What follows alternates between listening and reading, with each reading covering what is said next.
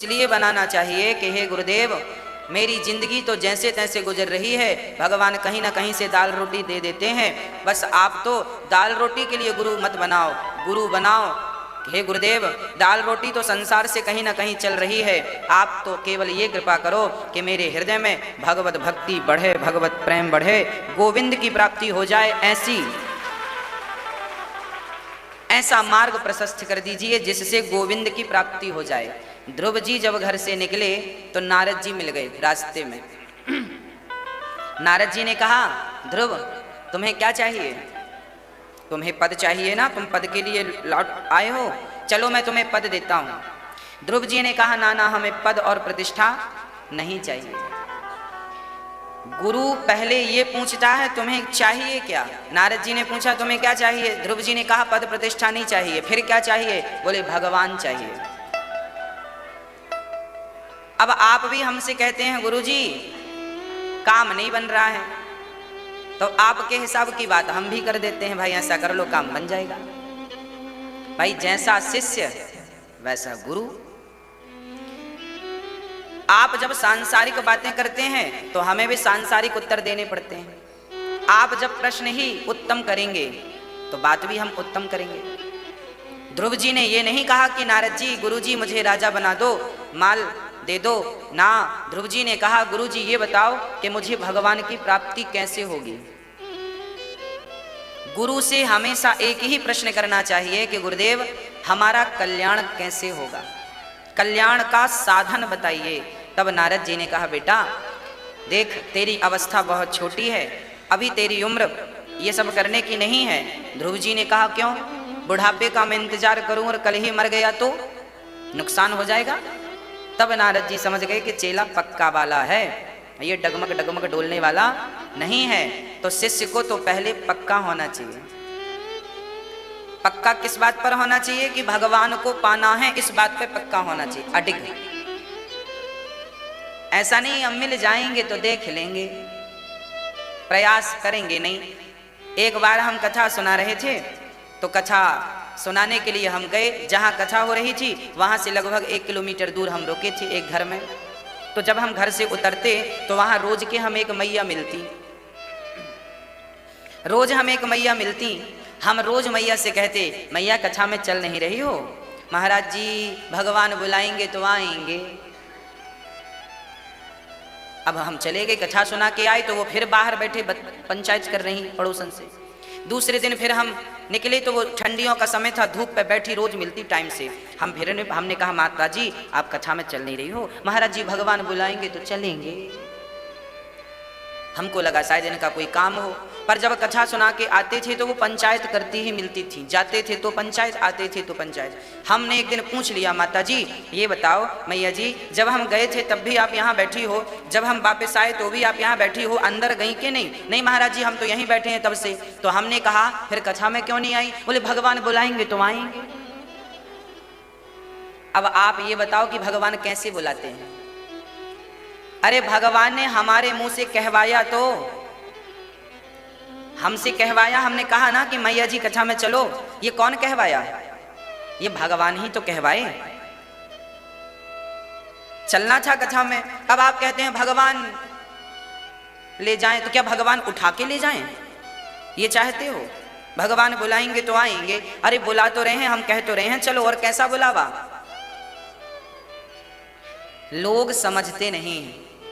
याद रखना, भगवान कभी डायरेक्ट कुछ कहने नहीं आएंगे। आपके पड़ोसी बनकर ही आपको कह देंगे, आपकी माँ बनकर ही आपको कह देंगे। हाँ, कई बार हमें लोग कहते हैं बेटा ये रास्ता गलत है, इस पर मत चलना। आप सुन लेते हैं। कभी आपने विचार किया कि वो जिसने रोका आपको वो कौन था? वो भले आपका रिश्ते में भाई था, वो भले आपका रिश्ते में पिता था, वो भले आपकी रिश्ते में पत्नी थी, पर रोका ना उसने, मतलब ईश्वर ने उनके द्वारा आपको रुकवाया था।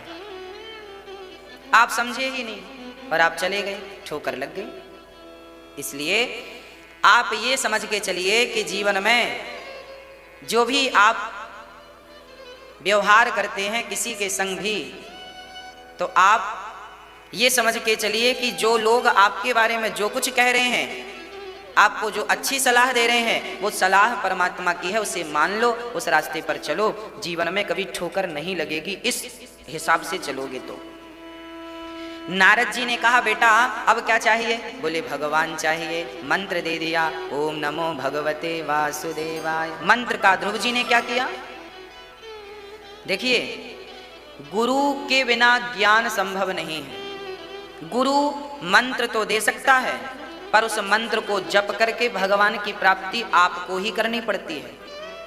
गुरु रास्ता तो बता सकता है। किसी ने कहा भाई हमें आगरा जाना है, कैसे जाएं? तो आप बता दो, यहाँ से लेफ्ट होके राइट हो जाना, फिर आगे से लेफ्ट होके सीधा चले जाना, आगरा मिल जाएगा। जैसे कोई आपको रास्ते मिलेंगे। अब आपने किसी से पूछा भैया आगरा जाना है, तो सामने वाला बता तो सकता है, हाथ पकड़ के आगरा ले जा तो नहीं सकता। बताओ, आगरा का रास्ता तो बता सकता है, पर हाथ पकड़ के आगरा छोड़ने थोड़ी जाएगा। गुरु भी भगवान का रास्ता बता सकता है, भगवान तक तो आपको ही जाना पड़ेगा, गुरु नहीं ले जाएगा। इसलिए ध्रुव जी को मंत्र तो नारद जी ने दिया, पर उस मंत्र का जब जाप किया, नियम से जाप किया, गुरु वचनों पर विश्वास करके जाप किया, तो भगवत प्राप्ति हो गई, उसमें संदेह नहीं है। गुरु के वचनों पर विश्वास करके उस मार्ग पर चल पड़ना ही कल्याण का साधन है। इसलिए जीवन में हमेशा सत्य का मार्ग ना छोड़िएगा, पर हित का मार्ग ना छोड़िएगा। ध्रुव जी को भगवान मिल गए केवल मंत्र जाप से 6 महीने में। ये कथा बड़ी अद्भुत, कल हमने आपको इसका वर्णन किया था।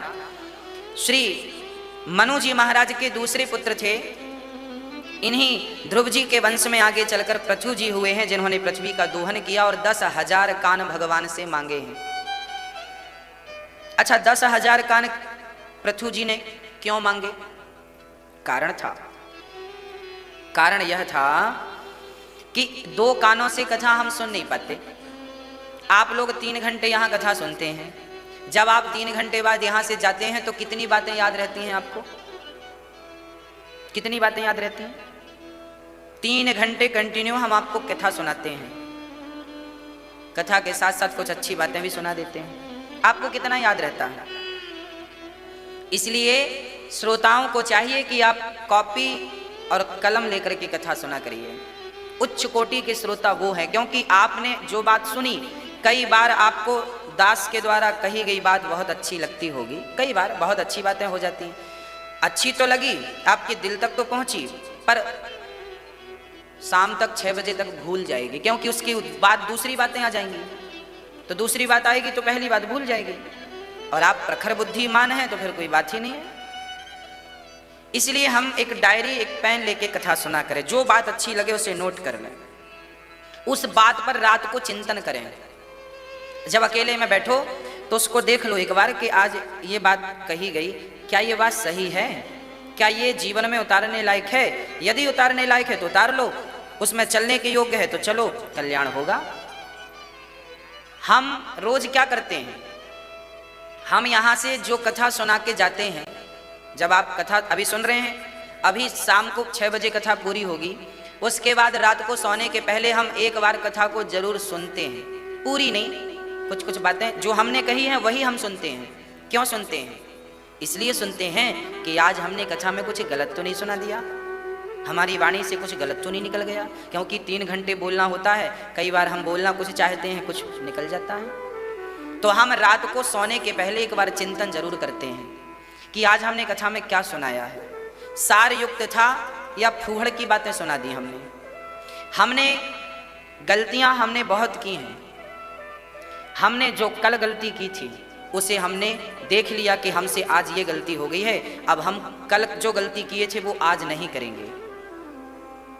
जो गलती हमसे आज होगी उसे हम सुधार के कल लाएंगे। जो गलती हमसे 1 साल पहले होती थी कथा सुनाने में, वो गलतियां अब नहीं होती। जो गलतियां आज हो रही हैं वो आगे नहीं होंगी। क्यों?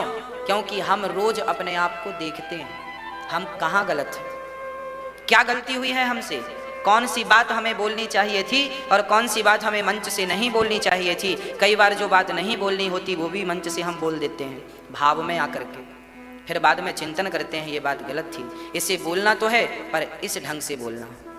उसका चिंतन, आत्ममंथन इसी को बोलते हैं, इसी को बोलते हैं आत्मचिंतन, आत्ममंथन। ये कौन करेगा? आप भी कीजिए। एक अच्छा इंसान कौन है? एक अच्छा व्यक्ति कौन है? एक अच्छा व्यक्तित्व किसका है? जो अपनी गलतियां देखे। आप रोज अपनी गलतियां देखा करो कि आपसे क्या गलती हुई, और देखो, समझो, स्वीकार, गलतियों को स्वीकार करो और सुधार करो। गलतियों को स्वीकार करो और सुधार करो। कई बार हम यहां से भजन सुनाते हैं आपको, वो भजन कई बार ताल से, सुर से उतर जाता है, कट जाता है। उस पर भी हमें चिंतन करना होता है, कहाँ गलती हुई, कैसे गलती हुई, उसका रियाज करना होता है, उसको ठीक ठीक करना होता है, सुधार करना पड़ता है, तब ठीक जाता है। कई बार हम श्लोक बोलते हैं, उस श्लोक में कोई त्रुटि हो जाती है।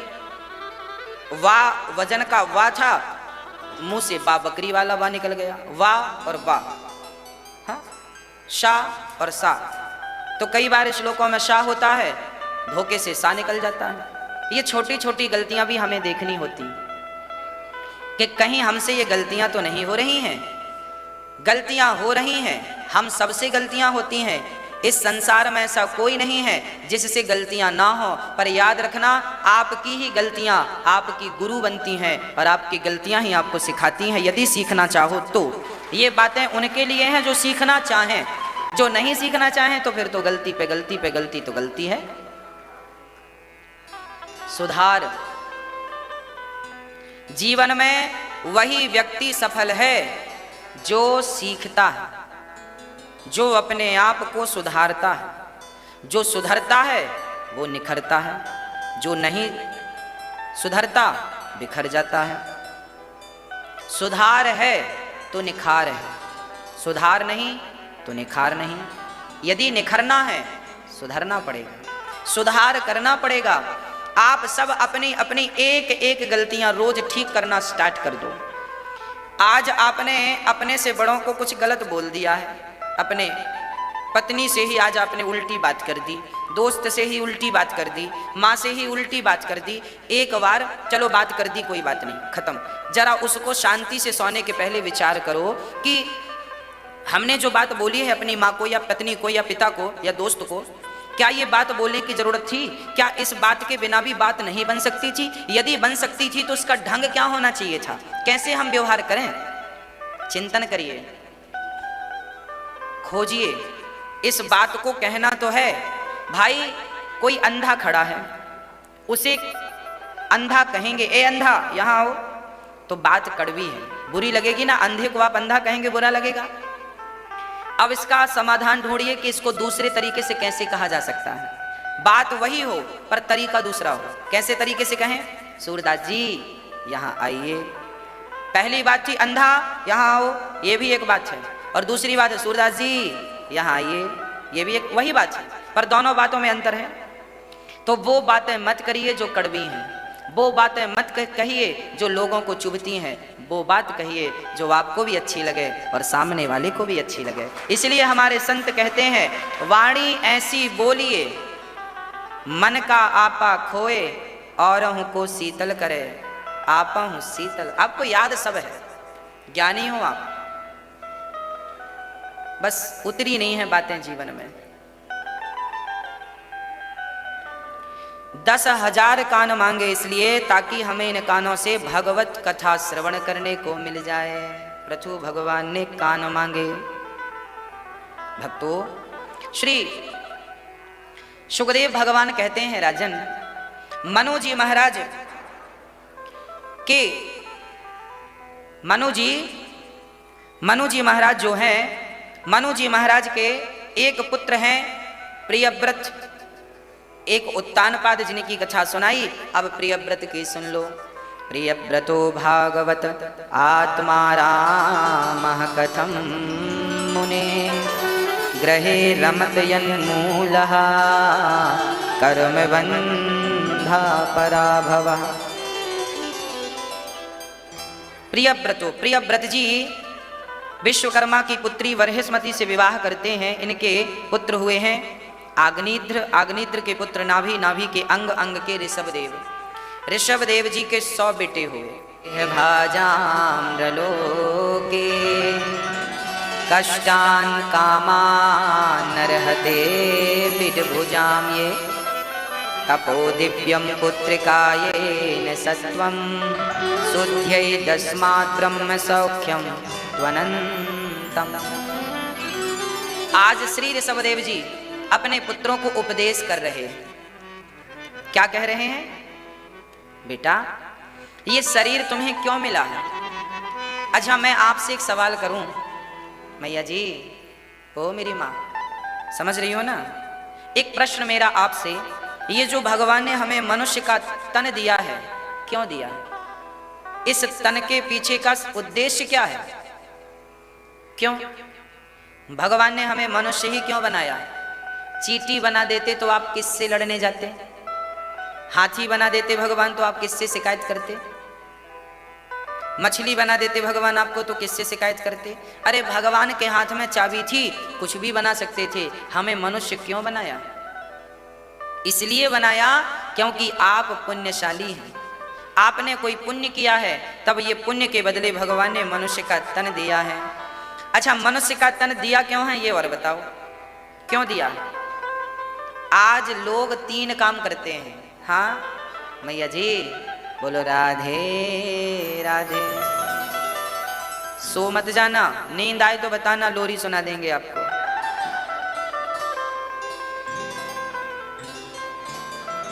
भगवान हमें मनुष्य इसलिए बनाते हैं क्योंकि हम बुद्धिजीवी हैं, पुण्य करके आए हैं। आप अपने बुद्धि, अपने विवेक से भगवान की प्राप्ति कर सकते हैं। 3 काम सब करते हैं।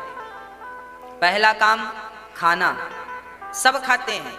बताओ कौन नहीं खाता? क्या चींटी नहीं खाती? क्या मकड़ी नहीं खाती? क्या शेर नहीं खाता? क्या चूहा नहीं खाता? वो खाते हैं तो आप भी खाते हैं, है ना? वो खाते हैं, आप भी खाते हैं। वो सोते हैं, आप भी सोते हैं। नींद तो सबको आती है, गधा भी सोता है। वो खाते हैं, आप खाते हैं। वो सोते हैं, आप सोते हैं।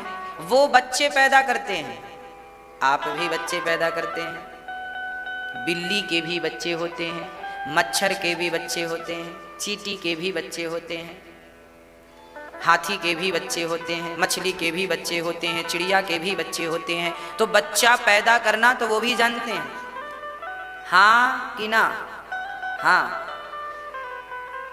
बच्चे पैदा करना सब जानते हैं, खाना सब जानते हैं, सोना सब जानते हैं। तो क्या आप यही 3 काम करने आए हैं संसार में? क्या आप, आजकल के लोग कहते हैं खाओ पियो मौज करो, यही इसलिए जिंदगी मिली है। तो इतना काम तो बंदर भी कर रहे हैं। बंदर भी सोते हैं, बंदर भी खाते हैं, बंदर भी बच्चे पैदा कर ले। यदि तुम खाने और मौज करने ही आए हो तो भगवान तुम्हें बंदर भी तो बना सकते थे, पर तुम्हें मनुष्य बनाया है। इसका अर्थ ये है कि आप और हम इन 3 काम से भी एक चौथा काम कर सकते हैं, जो केवल आप ही कर सकते हैं। 84 लाख योनियों में आप मनुष्य सबसे श्रेष्ठ हैं, और आप जो काम कर सकते हैं वो ना तो चींटी कर सकती है, ना हाथी कर सकता है। कौन सा काम? आप लोगों की भलाई कर सकते हैं, लोगों के साथ भला कर सकते हैं। आप अपनी वाणी से सत्य बोल सकते हैं। आप आंख बंद करके बिहारी जी का चिंतन कर सकते हैं। आप आंख बंद करके जगन्नाथ भगवान का ध्यान कर सकते हैं। आप आंख बंद करके द्वारिकाधीश भगवान का चिंतन कर सकते हैं, रामलला का चिंतन कर सकते हैं। क्या पशु पक्षी ये काम कर सकते हैं? क्या बंदर अपनी वाणी से सत्य बोल सकता है? क्या उसके पास बोलने की शक्ति है? आप जैसा तो केवल आप ही बोलते हैं। 84 लाख योनियों में कोई आपके जैसा बोलता हो तो बता दो, बोलो। आपको कितना बढ़िया भगवान ने ज्ञान दिया है, कितना सुंदर स्वरूप दिया है, कितना बढ़िया खाने को दिया है। आप गद्दे में सोते हैं, बंदर फुटपाथ पे सोते हैं। आप 56 भोग खाते हैं, शेर मांस खाता है। आप सब कुछ बढ़िया आनंद से जिंदगी जीते हैं, बड़ी बड़ी गाड़ियों में चलते हैं। जीव जंतुओं की जिंदगी तो देखो, कितना सुंदर जीवन दिया है परमात्मा ने आपको। कभी सोचा है कि भगवान ने तुम्हें बोलने की शक्ति क्यों दी है? केवल तुम ही क्यों बोल सकते हो, बंदर क्यों नहीं बोल सकते? इसलिए ताकि तुम अपनी वाणी से लोगों का दिल प्रसन्न करते रहो। लोगों का दर्द देखिए, किसी के पांव में कांटा लगा है, आपको कांटा निकालना नहीं आता तो कोई बात नहीं, कुछ ऐसी बातें कह दो, ऐसी बातें करो कि उसका दर्द आपकी बातों से ही कम हो जाए। आप अपनी वाणी से ही किसी को प्रसन्न कर लीजिए। इसलिए भगवान ने आपको मनुष्य बनाया है आत्म कल्याण के लिए, आप भगवत प्राप्ति की तरफ बढ़ें, ऐसा ज्ञान श्री ऋषभदेव ने अपने कि आप अपने बच्चों को बिठा लें और उन्हें सत्संग की बूटी, सत्संग का च्यवनप्राश खिलाते रहें, ज्ञान देते रहें। आप इसलिए आप ज्ञान ना दे पाए तो अपने बच्चों को ले जाओ और गुरु के पास 10 मिनट 20 मिनट गुरु चरणों में बिठा लो, ताकि गुरुजनों के माध्यम से आपके बच्चों को संस्कार मिलना शुरू हो जाए। आप लोगों की सबसे बड़ी गलती यहां हो गई कि आप लोग अपने बच्चों को लेकर गुरुजनों के पास जाना आपने छोड़ दिया। भाई हर माँ बाप थोड़ी बच्चे को ज्ञान दे सकते हैं, क्योंकि माँ बाप को ही ज्ञान नहीं है। तो कोई बात नहीं, आप अपने बच्चों को लेकर जाइए और सत्संग हो रहा है, बिठा लिए बच्चों को, कहो बेटा सुनो, सुनेंगे वो, संतों का दर्शन करेंगे। वृंदावन में कितने दिव्य दिव्य संत हैं। आज ही हम स्थान टटिया वाले श्री महाराज श्री का दर्शन करने गए। टटिया स्थान कितना दिव्य दर्शन है। वृंदावन में जो टटिया स्थान है, श्री हरिदास जी महाराज जी जिन्होंने बिहारी जी को प्रकट किया, वो स्थान, वहाँ पर क्या हुआ, आज हमें कोई कह रहे थे कि वहाँ पर एक महात्मा जी थे पहले, अभी कुछ वर्ष पहले उनका शरीर पूरा हुआ। तो टटिया वाले स्थान में जो ठाकुर जी बैठे हैं, उनकी पूजा पुजारी जी कर रहे थे। तो तभी पुजारी जी ने देखा कि ठाकुर जी के हाथ में सोने की बंसी रहा करती थी, आज वो नहीं है, आज वो नहीं है।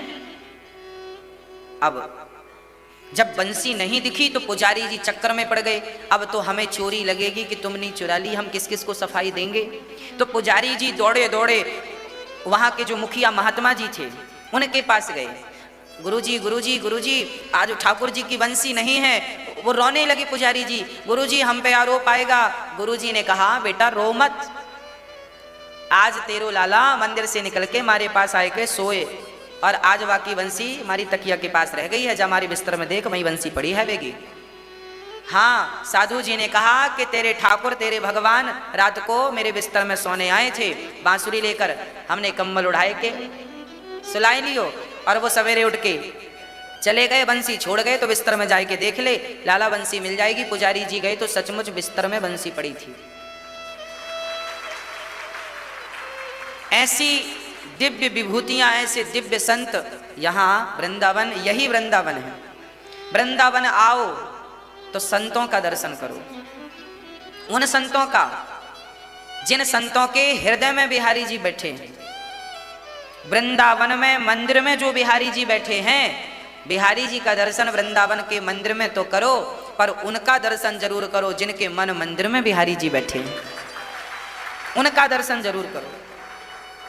ऐसे दिव्य संतों का ये वृंदावन है, जिनके संग ठाकुर जी सोते थे, जिनके संग ठाकुर जी खाते थे, जिनके संग ठाकुर जी नाचते थे। एक महात्मा जी श्रीधाम वृंदावन में बहुत बूढ़े हो गए थे। नियम था कि भगवान का दर्शन करते थे, रोज बिहारी जी का दर्शन करने जाते थे।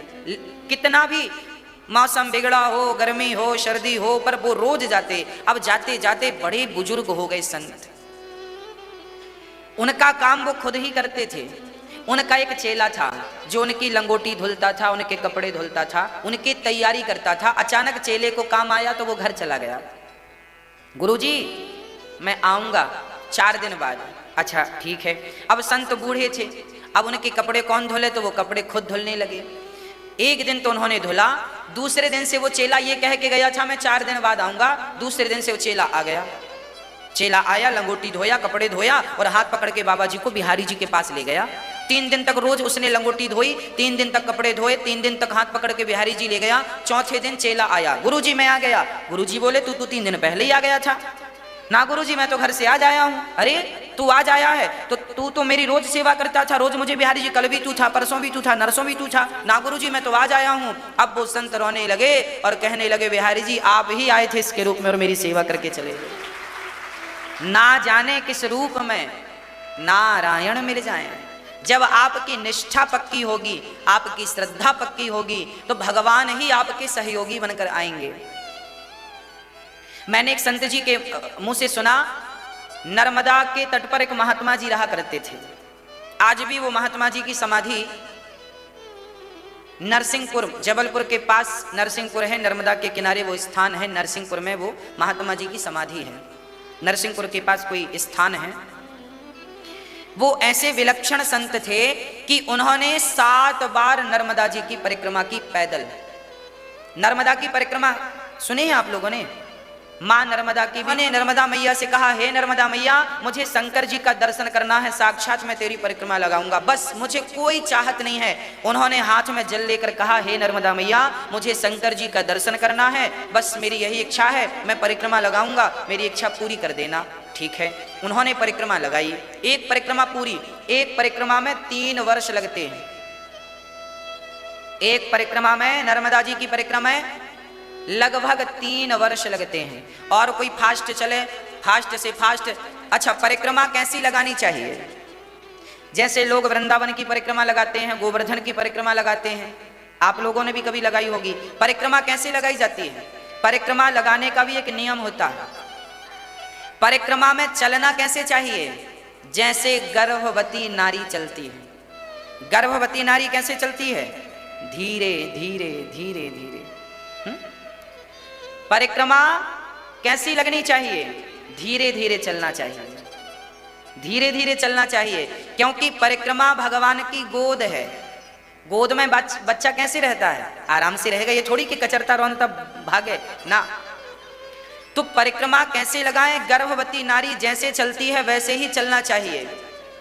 आजकल लोग देखते हैं परिक्रमा बड़े फास्ट लगाते हैं। ठीक है, आप कर रहे हैं, ठीक है, पर उसका कोई पाप नहीं है। पर जो नियम है वो मैं बता रहा हूं। नियम है आहिस्ता, एक पांव रखें फिर दूसरा पांव रखें धीरे से, और छोटे छोटे डग, अर्थात छोटा डग जानते हैं? हाँ, छोटा डग कम, और हर डग में एक बार राधा कृष्ण राधे कृष्ण। एक डग परिक्रमा लगाने में यदि हमने 10,000 डग रखे, 10,000 कदम रखे, तो 10,000 नाम। हर पग में, पग पग में राधे श्याम राधे, एक पग रखा राधे श्याम राधे श्याम राधे श्याम राधे श्याम। हर क्षण पांव चल रहे हैं तो आपका भगवान का ध्यान भी चलता रहे, चिंतन भी चलता रहे। ऐसे परिक्रमा लगाने का विधान है। तो ऐसी परिक्रमा में, नर्मदा जी की परिक्रमा में लगभग 3 साल 3 महीने और लगभग 13 दिन लगते हैं, तब नर्मदा जी की परिक्रमा पूरी होती है। पर कोई फास्ट चले तो 6 महीने में भी लगा सकता है। 6 महीने में परिक्रमा पूरी हो जाती है मां नर्मदा की। तो आप जैसा चलना चाहें चलें, पर हर शब्द, हर पग में भगवान का नाम जरूर हो। अब एक साधु जी थे, वो नर्मदा की परिक्रमा लगाए, पूरी परिक्रमा हो गई, 3 साल की परिक्रमा करी आहिस्ता आहिस्ता से, और उनका संकल्प था कि शंकर जी का दर्शन करना चाहते हैं। पूरी परिक्रमा हो गई, शंकर जी कहीं नजर नहीं आए, तो उन्होंने फिर से स्टार्ट कर दी। फिर 3 साल की परिक्रमा लगाई, फिर कहीं शंकर जी नजर नहीं आए, फिर परिक्रमा स्टार्ट कर दी। रेगुलर उन्होंने परिक्रमा 7 बार लगाई।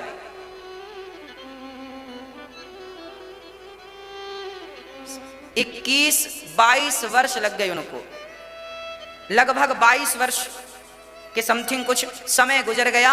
7 बार परिक्रमा लगाई, अभी तक शंकर जी का प्रत्यक्ष दर्शन नहीं हुआ। अब की बार उन्होंने कहा अब परिक्रमा नहीं लगाऊंगा, अब मैं जल समाधि ले लूंगा। वो संत जी भी बड़े जिद्दी थे। नर्मदा से कहते हैं, माँ तुमसे कहा था कि शंकर जी का दर्शन करा देना, और एक नहीं मैंने 7 परिक्रमा लगाई, मेरी कोई चाहत नहीं है आपसे, केवल दर्शन करना था, आपने नहीं कराया। मन में किसी से नहीं कहा, नर्मदा जी से बात कर रहे हैं, मन से, मानसिक बातें। आज उन्होंने संकल्प लिया। अच्छा, वो बड़े संत थे, उनके साथ बहुत सारे संत चलते थे और बहुत जमात थी। उनका एक भंडारी था, दिन रात वो हलवा और पूड़ी और कचौड़ी बनाता था और जितने लोग आए सबको परोसता था, कमी कभी नहीं होती थी। आज साधु जी बोले कि मैं रात्रि के 11 बजे जल समाधि ले लूंगा। मन में ही अपने आप से बोल लिया, आज मैं 11 बजे रात्रि को जल समाधि ले लूंगा। जब सब सो गए तो महात्मा जी उठे, नर्मदा जी के पास पहुंचे, प्रणाम किया और पानी में जाने लगे। अब मैं मर जाऊंगा, अब जी के क्या करना, जब मेरा उद्देश्य पूरा नहीं हुआ तो जीना भी किस काम का। तो नर्मदा जी में जाने लगे। जब वो गले तक डूब गए तो माँ भगवती प्रत्यक्ष प्रकट हो गई। नर्मदा जी प्रत्यक्ष नर्मदा मैया प्रकट हो गई और नर्मदा मैया ने प्रकट होकर के कहा, पुत्र कहाँ जा रहे हो। उन्होंने कहा, माँ। उन्होंने दर्शन किया, नेत्रों से आंसू आए, प्रार्थना की, माँ आपसे कहा था कि हमें शिव जी का दर्शन कराना और आपने तो दर्शन नहीं कराया, अब मैं जी कर क्या करूँगा। तब नर्मदा मैया ने उनके सिर पे हाथ रखा, उन्हें बाहर ले जाकर कहा, बेटा तेरे साथ 1.5 वर्ष से शंकर जी चल रहे हैं साथ में। हाँ, जब तुमने पहली परिक्रमा पूरी की थी, तेरी परिक्रमा को जब 1.5 वर्ष हुए थे, पहली फर्स्ट की परिक्रमा को, जब परिक्रमा करते करते 1.5 साल तुम्हें बीत गए, तभी तुम्हें शंकर जी मिल गए थे। अच्छा, हमें तो कहीं मिले नहीं, हम तो इंतजार करते रहे। तब माता जी ने कहा, ये जो तुम्हारा रसोइया है, ये जो तुम्हें भोजन बना के देता है, ये कौन है। तो 1000 ना कमता था, तो शंकर जी तो शंकर जी हैं। अब तो शंकर माता को प्रणाम किया और दौड़े दौड़े गए तो रसोइया कंबल ओढ़े सो रहे हैं। शंकर जी कंबल निकाला, चरणों में गिर पड़े, हे प्रभु क्षमा करो, आप हमारी सेवा लगभग 20-21 साल से कर रहे हैं और हम पहचान ना पाए। चरणों में गिर पड़े। रसोइया बोले, प्रभु मैं तो आपका चेला हूं। और ये रसोइया रोज पांव भी दबाता गुरु जी के। अब तो बड़ा अपराध हो गया, चरणों में गिर पड़े। रसोइया बोले, मैं तो रसोइया हूँ, ना ना आप अपना रूप दिखाओ, आप भगवान हो और आप रसोइया बन के हमारे संग काम कर रहे हो। जब पांव पकड़ लिया, कहा हमें नर्मदा माँ ने कहा है, तब शंकर जी को अपने वास्तविक रूप में आना पड़ा और आकर के इनको दर्शन दिया। ये बिल्कुल सच्ची कथाएं हैं, ऐसा हुआ है। तो आपके इर्द गिर्द जो है वही तो भगवान है। हमें साइकिल से जा रहे थे, तभी मोटरसाइकिल वाले ने धक्का दे दिया तो गुरुजी गिर गए। जब गुरुजी गिरे तो गुरुजी ने तुरंत, गुरुजी सयाने थे, बूढ़े थे, बुजुर्ग थे, गुरुजी गिरे तो गुरुजी को चोट आ गई, जबकि गलती उस लड़के की थी जो उल्टी सीधी गाड़ी चला रहा था। फिर भी हमारे गुरुजी ने उठकर कहा, बेटा जल्दी से तू भाग जा, लोग आएंगे तो कहीं तुझ पर कोई वार ना करे, तुझे मारे ना। अब बताओ कि गुरुजी को गिरा दिया और गुरुजी खड़े होके कहते हैं तू भाग जा। ये क्या थी? सरलता थी। इसी को कहते हैं सरलता। ऐसी सरलताएं हम में आए तो काम बने। श्री ऋषभदेव जी महाराज के बड़े पुत्र श्री ऋषभदेव जी आगे चलकर हाँ भगवत प्राप्ति करते हैं। ये भगवान के 24 अवतारों में एक थे श्री ऋषभदेव जी। इनके सबसे बड़े पुत्र का नाम था भरत। भरत जी गंडकी के तट पर रहते थे, भगवान का भजन करते थे। एक मृगी का बच्चा पानी में बह रहा था, उसे बचा लिया और भरत जी उस मृग के बच्चे से प्रेम करने लगे, पाल लिया, कुटिया पर ले आए। देखिए किसी की जान बचाना गलत नहीं था, पर भरत जी से गलती क्या हो गई कि मृग के बच्चे को कुटिया में पाल लिया। अब उसी के संग खाते, उसी के संग खेलते, उसी को अपने साथ सुलाते। अब धीरे धीरे भगवान का चिंतन छूट गया और मृग का चिंतन स्टार्ट हो गया। और जब भरत जी की मृत्यु का समय नजदीक आया तो भरत जी ने उस मृग का चिंतन करते करते ही मर गए। जब मर कर गए तो यमराज ने कहा, आप मृग का चिंतन करते करते आए हैं, इसलिए अब आपको मृग की योनि में जाना पड़ेगा। अंते या मति सागति, मरते समय जिसकी मति जैसी होती है ना मेरी माँ, उसकी गति वैसी ही होती है। इसलिए आप मरने के पहले अपनी मति ठीक कर लीजिएगा, मन कहीं मृग में ना लग जाए। इसलिए मैं आपको ये बात कल भी कह चुका हूं, आज फिर दोहराता हूं, मरने के पहले आप अपने भीतर कुछ ना रखिएगा। कुछ ना रखिएगा मतलब ना कपट रखिएगा, ना छल रखिएगा, ना अहंकार रखिएगा। यदि कुछ भी हुआ, काम क्रोध मद लोभ सब नाथ नरक के पंथ, सब परिहरि रघुवीर भजहूँ भजहीं जेहि संत। आप मरने के पहले सब डिलीट कर दीजिएगा, मेरा कोई नहीं, केवल भगवान के सिवा। मरने के पहले सारे रिश्ते नाते खत्म कर लो और भगवान से रिश्ता रख लो तो भवसागर पार कर लोगे। और कहीं रिश्ता दुनिया वालों से रह गया तो उन रिश्तों को निभाने फिर जन्म लेना पड़ेगा। फिर इसी 84 के चक्र में पड़ना पड़ेगा। पुनरपि जननम पुनरपि मरणम पुनरपि जननी जठरे शयनम। इसलिए भज गोविंदम गोविंदम भज मूढ़ मते। हाँ, श्री भरत जी मृग बन के गए, अब दूसरा जन्म मृग का लिया, अब मृग के शरीर को छोड़ दिया। बाद में भरत जी मृग बन के आए, जंगल में डोलने लगे, कई साल तक डोलते रहे। एक दिन जंगल में आग लगी तो भरत जी को स्मृति सब थी, भले वो मृग बने थे पर तपस्या के फल से वो सब जानते थे कि मैं पिछले जन्म में क्या था और किस गलती से मृग बना हूं। उन्होंने मृग का शरीर छोड़ा और तीसरी बार उन्हें फिर ब्राह्मण के घर में जन्म मिला, मनुष्य का शरीर मिला। अब भरत जी किसी से बातचीत नहीं करते ज्यादा, क्योंकि दूध से जली हुई बिल्ली छाछ को भी फूक फूक कर पीती। क्यों? क्योंकि भरत जी समझ गए कि पिछली बार गलती की तो सजा मिली, मृग बनना पड़ा, इस बार गलती करेंगे तो पता नहीं सजा क्या मिलती है। इसलिए भरत जी बिल्कुल चुपचाप, कोई उत्तर नहीं, कोई जवाब नहीं। कोई गाली दे दे तो भरत जी मुस्कुराते हैं, कोई स्तुति कर दे भरत जी की जय जयकार तो भरत जी मुस्कुराते हैं। ना स्तुति करने वाले के पास जाते हैं ना गाली देने के पास जाते हैं। भरत जी बोले ये हमें उलझाना चाहते हैं। आपके स्तुति करने वाले भी आपको उलझाते हैं और आपकी आलोचना करने वाले भी आपको उलझाते हैं। इसीलिए ना तो आप गुण में उलझिएगा ना दोष में उलझिएगा। गुण दोष दृश्य दोषा। हाँ, आपकी कोई जय जयकार करे तो वहां भी मत उलझिएगा और आपकी कोई आलोचना करे आगे बढ़िएगा। भरत जी उलझना नहीं चाहते हैं। हम अपनी मान बढ़ाई में उलझ गए तो फिर भगवान छूट जाएंगे, पैसा ही समेटते रह जाएंगे, पैसा हाथ लगेगा, जिसके लिए जन्म लिया वो निकल जाएगा समय। इसलिए कहीं मत उलझो। सच बताऊं मेरी माँ, जो आपको गाली दे रहा है एक्चुअली वो अपनी तरफ आपको बुला रहा है, आओ मेरी गाली का जवाब दो, मेरे से झगड़ा करो, मेरी बातों का जवाब दो। अभी आप सीधे जा रहे थे, अभी किसी ने गाली दिया तो आपका रास्ता आपने छोड़ के यहाँ आए। क्यों भाई गाली क्यों दी? ठीक दिया। अच्छा क्यों दिया? तेरे बाप का खाता हूँ गाली देता। लो भैया अब मार्ग छूट गया, ये उलझल ये चल रही है। काहे उलझ रहे हो? उसका काम है गाली देना, बेचारा देगा, उसके पास और कुछ है नहीं, बेचारे के पास गाली है, जो है सो दे रहा है।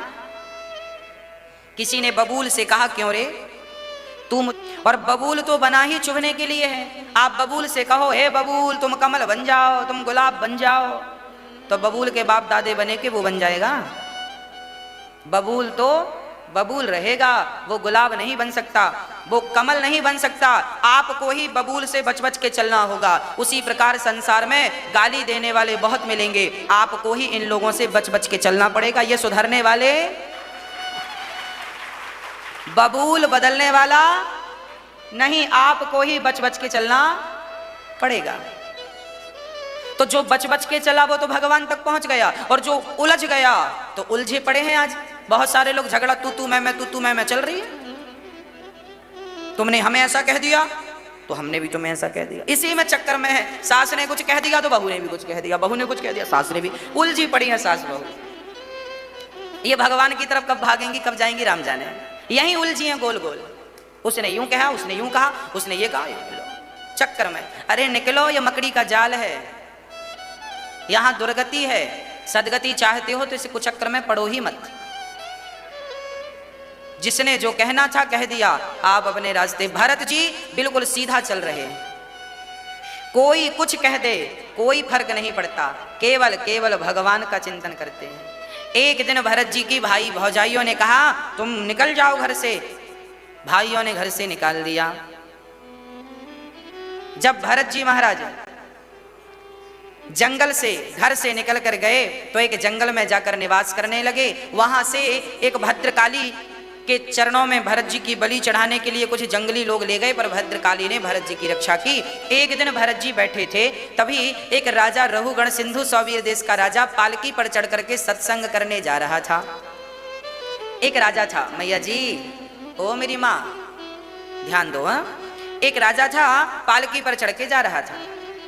अचानक एक कहार बीमार पड़ गया तो भरत जी को पालकी पर लगा लिया। एक कहार यहाँ भरत जी को बुलाया, चलो पालकी उठाओ। भरत जी ठहरे संत, कोई प्रतिक्रिया की नहीं, कोई उत्तर प्रत्युत्तर दिया नहीं। भरत जी ने कंधे पे पालकी रखी और सीधे अपने रास्ते चल पड़े। श्री भरत जी महाराज जब चले तो सामने बहुत सारे चींटियां थीं, जीव जंतु थे। भरत जी को लगा कहीं चींटियों पर पांव रखूं और चींटियां मर गई तो भरत जी ने छलांग लगा दी। अब जैसी छलांग लगी तो राजा रहुगण की पालकी सिर पे टकराई। राजा रहुगण बोला, क्यों रे, कौन है ये उछल कूद कर रहा है? तब लोगों ने कहा, महाराज ये कहार उछल कूद कर रहा है, उसे समझाओ। लोगों ने समझाया, राजा खतरनाक है, ठीक ठीक चल। पर भरत तो ठहरे संत, फिर से छलांग लगाई, कहीं कोई जीव हत्या ना हो जाए। अब की बार ऐसी छलांग लगाई कि राजा रहुगण के शरीर से रक्त गिरने लगा, लहू लुहान हो गया। राजा रहुगण ने कहा, मूर्ख, मेरा अपमान किया तुमने, मेरा अनादर किया, अब तुम्हें मैं मृत्यु दंड दूंगा। अच्छा, हाँ। अब तो भरत जी मन में विचार करने लगे, इस मूर्ख को ज्ञान देना ही पड़ेगा। अच्छा, राजा क्या बोला? रहुगण, मैं तुम्हें मृत्यु दंड दूंगा। अच्छा, आप बताइए, मृत्यु किसकी होती है, शरीर की या आत्मा की? हमारे पास दो चीजें हैं, पहला है शरीर, दूसरी है आत्मा। आत्मा और शरीर दोनों अलग अलग हैं। जैसे मोबाइल और सिम, मोबाइल अलग है, सिम कार्ड बिल्कुल अलग है, पर हैं एक दूसरे के पूरक। उसी प्रकार मोबाइल की तरह है शरीर, आत्मा है सिम कार्ड की तरह। आत्मा निकल गई, नेटवर्क खत्म, सिम निकल गई, मोबाइल डिब्बा। उसी तरह आत्मा निकल गई, शरीर डिब्बा। शरीर मोबाइल की तरह, आत्मा सिम कार्ड की, दोनों अलग अलग हैं पर एक दूसरे के पूरक हैं। अब मैं आपसे प्रश्न करता हूं कि आप क्या हैं? आप शरीर हैं या आत्मा हैं? मेरा प्रश्न आपसे। मैया जी, ओ मेरी मैया, बताओ, आप शरीर हो या फिर आत्मा हो? क्या हो? हाँ, क्या हो आप? मैया जी, ओ मैया, यहां देखो, आप क्या हो? शरीर हो कि आत्मा हो? शरीर हो आप? आत्मा हो आप? क्या हो? दो ही ऑप्शन है, तीसरे का इंतजार नहीं करना। केबीसी नहीं है कि चार ऑप्शन हो, यहां दो वाला है। हम कौन हैं? हम शरीर नहीं हैं, हम आत्मा हैं।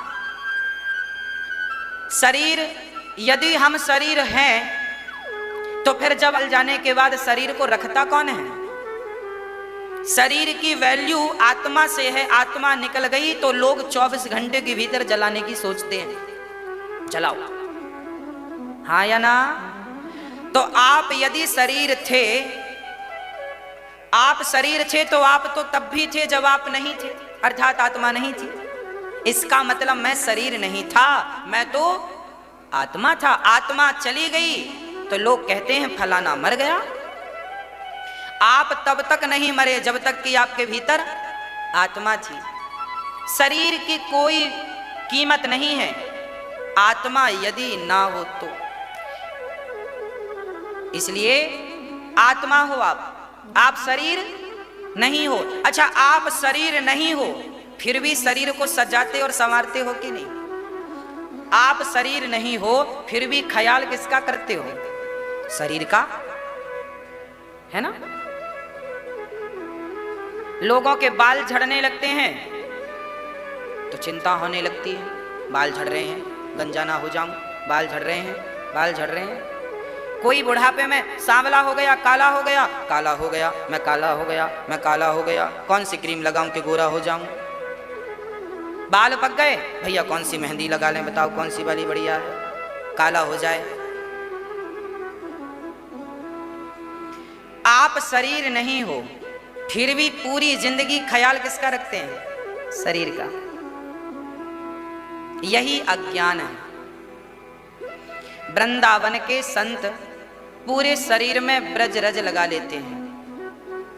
वृंदावन के रसिक संत पूरे शरीर में क्या लगा लेते हैं? ब्रज रज लगा लेते हैं। इस शरीर पर ब्रज रज चढ़ जाए तो ये शरीर सफल है।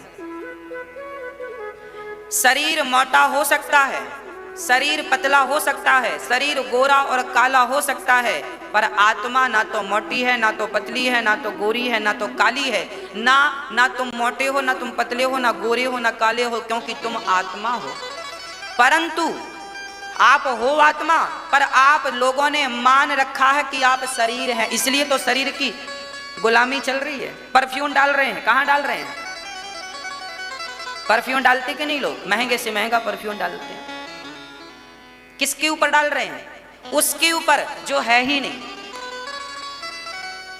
आप आत्मा हो। शरीर 5 चीजों से मिलकर बनता है, पृथ्वी, जल, वायु, अग्नि, आकाश। और अंत में शरीर जब जलता है तो 5 तत्व 5 में लीन हो जाते। पृथ्वी तत्व पृथ्वी में चला गया। भाई अग्नि संस्कार होता ही इसीलिए है ताकि 5 तत्व 5 में लीन हो जाए। पृथ्वी तत्व पृथ्वी में, जल तत्व जल में, आकाश तत्व आकाश में, वायु तत्व वायु में, और जो बचा वो उसमें। पृथ्वी, जल, वायु, अग्नि, आकाश सब चले गए। अब शरीर तो चला गया, 5 तत्वों में मिल गया। अब बचा क्या? अब बची आत्मा। आत्मा क्या है? आत्मा किस तत्व से मिलकर बनी है? तो आज मैं आपको आत्मा के बारे में बताऊं। आत्मा क्या है? आत्मा कृष्ण तत्व से मिलकर बनी। आत्मा ही कृष्ण है और कृष्ण ही आत्मा है। आत्मा ही राम है और राम ही आत्मा है। जैसे दर्पण जब आप देखते हैं, दर्पण, कांच, आईना, जब आप दर्पण देखते हैं तो दर्पण में जो दिखता है आपकी शक्ल, वो क्या है? वो क्या है? वो आप नहीं है, वो आपका प्रतिबिंब है। दर्पण में हमें जो दिखता है वो हमारा क्या होता है? बोलो मेरी माँ। वो प्रतिबिंब होता है। बिंब मैं हूं, बिंब मैं हूं, प्रतिबिंब दर्पण में दिख रहा है। जैसे आप अपने घर में घड़े में पानी भर के रख दो, आंगन में या छत में, तो उस घड़े के भीतर एक सूर्य नजर आएगा। आएगा कि नहीं? घड़े में पानी भरोगे और छत में रख दोगे तो सूर्य उसके भीतर नजर आएगा, जिसे बोलते हैं घटाकाश, जिसे बोलते हैं सूर्य का प्रतिबिंब। रात को आप पानी भर के रखो तो चांद का प्रतिबिंब उसमें उतर आता है, हाँ या ना? जैसे आपके घड़े में सूर्य का प्रतिबिंब उतर के आ गया, जैसे आपके घड़े में चांद का प्रतिबिंब उतर के आ गया, उसी प्रकार आपके शरीर में परमात्मा का प्रतिबिंब ही आत्मा है। वह आत्मा परमात्मा का प्रतिबिंब ही आत्मा के रूप में उतर के आ गया। आत्मा क्या है? यही तो आत्मा का परिचय है। इसी को कहने के लिए तो भगवान श्री कृष्ण ने गीता में पूरा 11वां अध्याय सुना डाला अर्जुन को। इतनी सी बात समझाने के लिए अर्जुन को इतनी बड़ी बातें भगवान कृष्ण को कहनी पड़ी। वास आग जला सकती है, ना पानी सुखा सकता है, क्योंकि प्रतिबिंब है ना। अब सूर्य का प्रतिबिंब जो घड़े में दिख रहा था, क्या उस प्रतिबिंब को कोई अग्नि जला सकती है? क्या उस प्रतिबिंब को कोई हवा उड़ा सकती है? जैसे सूर्य का प्रतिबिंब कभी नष्ट नहीं होता, क्योंकि सूर्य नष्ट होगा तो प्रतिबिंब नष्ट होगा, सूर्य नष्ट नहीं होगा तो प्रतिबिंब के नष्ट होने का सवाल नहीं है। उसी प्रकार, अच्छा मुझे एक बात और बताओ कि सूर्य का प्रतिबिंब जो घड़े में दिख रहा था, अभी किसी ने घड़े पे एक लाठी मार दी और घड़ा टूट गया, तो वो प्रतिबिंब कहां चला जाता है? बताओ। पानी में मिल गया ना। सूर्य का प्रतिबिंब, आप दर्पण के सामने खड़े हैं, अभी आपका चित्र दर्पण में दिख रहा है, तभी किसी ने दर्पण तोड़ दिया, दर्पण नीचे गिर गया, तो आप कहां चले गए? आपका जो प्रतिबिंब दर्पण में था वो आप में है, आप में समा गया। अभी दर्पण में था, जब तक दर्पण था तो आपका प्रतिबिंब था, दर्पण हट गया तो प्रतिबिंब कहां? प्रतिबिंब बिंब में जाके मिल गया। अर्थात सूर्य का प्रतिबिंब सूर्य में जाके मिल गया। आदमी जब मरता है, लोग कहते हैं मर गया, तो वो परमात्मा का प्रतिबिंब आत्मा थी, वो आत्मा जाके परमात्मा में मिल गई, खत्म बात। अब प्रश्न ये खड़ा हो गया कि महाराज जी, शरीर 5 चीजों से मिलकर बना है, 5 में समा गया, आत्मा परमात्मा का स्वरूप है। गोस्वामी जी भी इस बात को लिख रहे हैं, ईश्वर अंश जीव अविनाशी, चेतन अमल सहज सुख राशि। ईश्वर का अंश ही आत्मा है, प्रतिबिंब ही आत्मा है। अब प्रश्न ये खड़ा हो गया कि शरीर 5 तत्वों में मिल गया, आत्मा परमात्मा में मिल गई, तो ये बताओ कि हमने जो पाप किया है, पुण्य किया है, इसका फल कौन भोगेगा? शरीर भोगेगा कि आत्मा भोगेगी? कौन भोगेगा? आत्मा काहे भोगेगी? नैनम छिंदंती शस्त्राणी, उसमें तो लिखा है गीता में, आत्मा सुख दुख से परे है, स्वर्ग नरक से परे है, तो आत्मा तो भोग नहीं सकती। शरीर तो चिता में समाप्त हो गया, शरीर तो भोग नहीं सकता क्योंकि वो खत्म। अब एक चीज और है आपके भीतर, जैसे मोबाइल के भीतर सिम थी, उसी प्रकार मोबाइल के भीतर एक चीज और होती है, मेमोरी कार्ड। मेमोरी कार्ड होता है ना मोबाइल में, आपका मोबाइल जब फोटो क्लिक करता है तो वो फोटो जाके मेमोरी में सेव होती है। आप कोई वीडियो बनाते हैं मोबाइल से तो सेव कहाँ होती है? मेमोरी कार्ड में। उसी प्रकार आपका शरीर तो चिता में जल गया, आत्मा परमात्मा में मिल गई,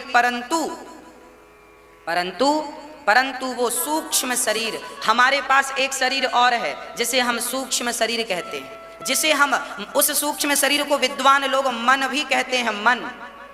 मन, ये मन जो है, मन ये सूक्ष्म शरीर है, ये मन ही मेमोरी कार्ड है। इसके भीतर आपका अच्छा बुरा सब सेव है, आपने जो अच्छा किया बुरा किया सब मन सेव करता है। और यही मन जब आप सोते हैं तो स्वप्न कौन देखता है? स्वप्न। ये मन ही स्वप्न का दृष्टा है, सूक्ष्म शरीर ही स्वप्न का दृष्टा बनता है और वही स्वप्न देखता है। सपने में भी एक शरीर होता है आपके पास, हाँ या ना? आप अपने घर में कमरे में सोए थे पर सपने में हरिद्वार चले गए, तो आप शरीर से हरिद्वार है ना? सपने में जो आप हरिद्वार में नहाते हैं तो आपका हाथ पांव सब होता है कि नहीं? आप तो घर में सो रहे थे पर ये सपने में कौन चला गया? हरिद्वार। और आप कह भी रहे हैं मुझे तो आज सपने में इनका दर्शन हुआ, उनका दर्शन हुआ, ये मिला वो मिला। सपने में आपकी सपने में आंखें थी कि नहीं, हाथ थे कि नहीं, पांव था कि नहीं, सब थे। इसका मतलब 2 शरीर हो गए कि नहीं? एक शरीर वो जो बिस्तर में सो रहा था और एक शरीर वो जो सपना देख रहा था हरिद्वार में। तो ये जो सपना देखने वाला स्वप्न का दृष्टा है, यही शरीर 5 तत्वों में मिल गया, आत्मा परमात्मा में। अब ये स्वप्न देखने वाला शरीर ही जाकर आपके पाप और पुण्य का फल भोगता है, यह सूक्ष्म शरीर।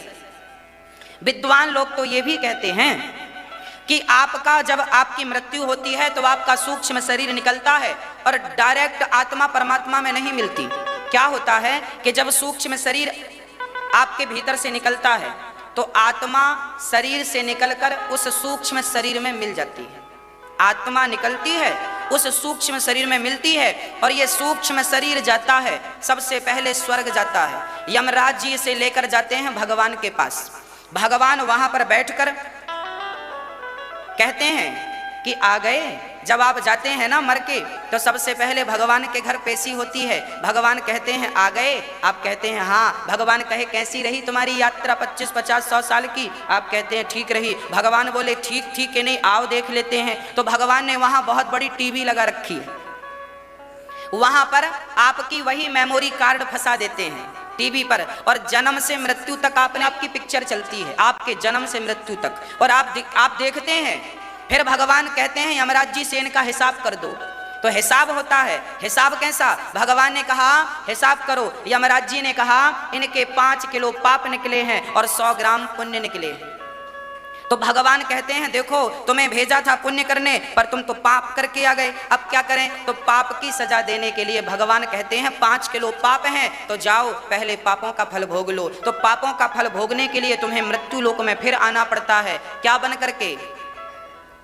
जीव जंतु बन करके, चींटी, हाथी, मच्छर, मक्खी, नाना प्रकार की योनियां हैं। ये तुम्हारे कर्मों का फल ही तो है। चमगादड़ उल्टा क्यों लटकी है? क्योंकि उल्टे काम किए हैं तो भगवान उल्टा लटकाया है। गंदे गंदे काम किए हो तो मक्खी बन करके मलमूत्र में बैठना पड़ता है, और भी गंदे काम किए हो तो नाली का कीड़ा बन के मलमूत्र में रहना पड़ता है। शास्त्रों में लिखा है वैतरणी नाम की एक नदी है नरक में, उसमें वहां पर रहना पड़ता है, वही खाना है, वही। वो एक्चुअली सच्चाई यह है कि वो नाला और नाली ही है। मलमूत्र बह रहा है, नाली का कीड़ा वही खाता है। भगवान तुम्हें नाली का कीड़ा बनाते हैं तो वही मलमूत्र खा के रहना पड़ता है। वो 5 किलो पाप तुम्हें खत्म करना पड़ेगा। कुछ भी बन के खत्म करो, क्या बनना है आप लोग डिसाइड कर लो। जब आप 5 किलो पाप भोग करके फिर जाएंगे तब भगवान कहेंगे आओ अब 100 ग्राम पुण्य जो तुम्हारे किए थे वो हैं, तो 100 ग्राम पुण्य के बल पर तुम्हें भगवान फिर एक बार अवसर देते हैं, मनुष्य का तन बना करके, तन दे करके संसार में भेज देते हैं। इसीलिए गोस्वामी जी लिख रहे हैं कि बड़े भाग्य मानुष तन पावा। तुमने जो 100 ग्राम पुण्य किए थे वही पुण्य का फल ये मनुष्य का तन है। अब गलतियां ना करना, नहीं फिर 10 किलो पाप इकट्ठा कर लो। जैसी करनी वैसी भरनी, आज किया कल पाएगा। और चढ़ता सूरज धीरे धीरे ढलता है। गर्मी तो सूर्य की भी नहीं चलती, सूर्य की भी टिकती नहीं है, आपकी और हमारी क्या टिकेगी। इसलिए पाप ना हो, केवल पुण्य हो। श्री भरत जी के ऐसे दिव्य ज्ञान से राजा रघुगण का मोह भंग हुआ, चरणों में गिर पड़े। आप कोई ब्राह्मण लगते हैं, दिव्य पुरुष लगते हैं, चरणों में गिरे। और भी प्रश्न रघुगण ने किया, श्री भरत जी ने उनके प्रश्न का उत्तर देकर उन्हें संतुष्ट किया। 28 प्रकार के नरकों का वर्णन किया है। 28 प्रकार के नरक होते हैं, तामिश्र, अंध तामिश्र, रौरव, महारौरव, कुंभी, पाक, कालसूत्र, असी, पत्रवन, सूकर, मुख, अंधकूप इत्यादि। ऐसे 28 प्रकार के नरक श्री भरत जी ने गिनाए हैं। जो जैसा कर्म करता है उसे वैसे नरक में जाकर के यातनाएं भोगनी पड़ती हैं। याद रखना, बचेगा कोई नहीं। भीष्म पितामह ने भी यदि गलती की है तो उन्हें भी बाणों की सैया पर लेट करके उस पाप का फल भोगना पड़ा। पितामह भीष्म को बाणों की सैया मिली या नहीं? बोलो, क्यों मिली? क्योंकि पितामह भीष्म से 2 पाप हुए थे। पहला पाप तो पिछले जन्म में हुआ था, एक सांप को कांटों के ढेर में फेंक दिया था पितामह भीष्म ने। भीष्म पितामह पिछले जन्म में द्यौ नाम के देवता थे। द्यौ इनका नाम था द्यौ। श्री पितामह भीष्म सांप को फेंक दिया था आपने कांटों के ढेर में। वो सर्प कांटे की चुभन से मर गया। इस जन्म में आपको भी कांटों के ढेर अर्थात बाणों की सैया पर लेटना पड़ा। दूसरा पाप, पितामह भीष्म चाहते तो भरी सभा में द्रौपदी की लाज बचा सकते थे। पितामह भीष्म चाहते तो दुशासन को 2 थप्पड़ जमा सकते थे। दुष्ट, अपनी भाभी के साथ तू ऐसा व्यवहार करता है, रिश्ते में वो तेरी भाभी है, 2 थप्पड़ मारते, कौन रोकता? अरे भले राजा का बेटा हो दुशासन और दुर्योधन, पर पितामह भीष्म के सामने ये तो तिनके की तरह थे, इनकी कोई हैसियत नहीं थी। पितामह का बल पराक्रम इतना था, 1-2 थप्पड़ जमाते, द्रौपदी को बचाते। पर नहीं, सामर्थ्यता थी बचाने की, पर फिर भी सहयोग नहीं किया अबला नारी का। उसके पाप से इन्हें बाणों की सैया भोगनी पड़ी। पाप करना भी पाप है, और पाप को आंखों से देखना भी पाप है, और पाप को सहन करना भी पाप है। पितामह ने पाप को देखा आंखों से, इसलिए बाणों की सैया मिली। भगवान ये कहना चाहते हैं कि गलती पितामह भीष्म भी करेंगे तो उनके पापों का दंड उन्हें भोगना पड़ेगा। तो ऐरे गहरे नत्थु खैरे की बात नहीं है, जो जैसा करेगा उसे वैसा भोगना पड़ेगा। मैं गलत करूंगा तो मुझे भी भोगना पड़ेगा, आप गलत करेंगे आपको भी भोगना पड़ेगा। इसलिए गलत ना कीजिए। और याद रखना, आज हमने गलत किया तो आज ही हमें नहीं मिलता, साल भर 2 साल, कई बार तो लड़कपन में किए हुए पाप की सजा बुढ़ापे में मिलती है, और कई बार तो पिछले जन्म के पापों की सजा इस जन्म में मिलती है। पाद वो गाली तुम्हें भी सुननी पड़ेगी, भले कोई और सुनाए, भले तुम्हें रास्ता चलता आदमी कह दे कुछ भी उल्टा सीधा, सुननी पड़ेगी। शेर को 1.25 शेर मिलेगा, मिलेगा, मिलेगा। आज आपने किसी को गाली दी है, देर सवेर आपको वो गाली वापस आएगी। पृथ्वी गोल है, कुएं में कुआ जानते हैं आप, कुएं की तरफ झूक करके कहिए, कुएं को देख कर कहिए राम, तो कुएं से आवाज क्या आएगी? आप कुएं को देखकर कहिए श्याम, आवाज क्या आएगी? हाँ, कुआं गोल है ना।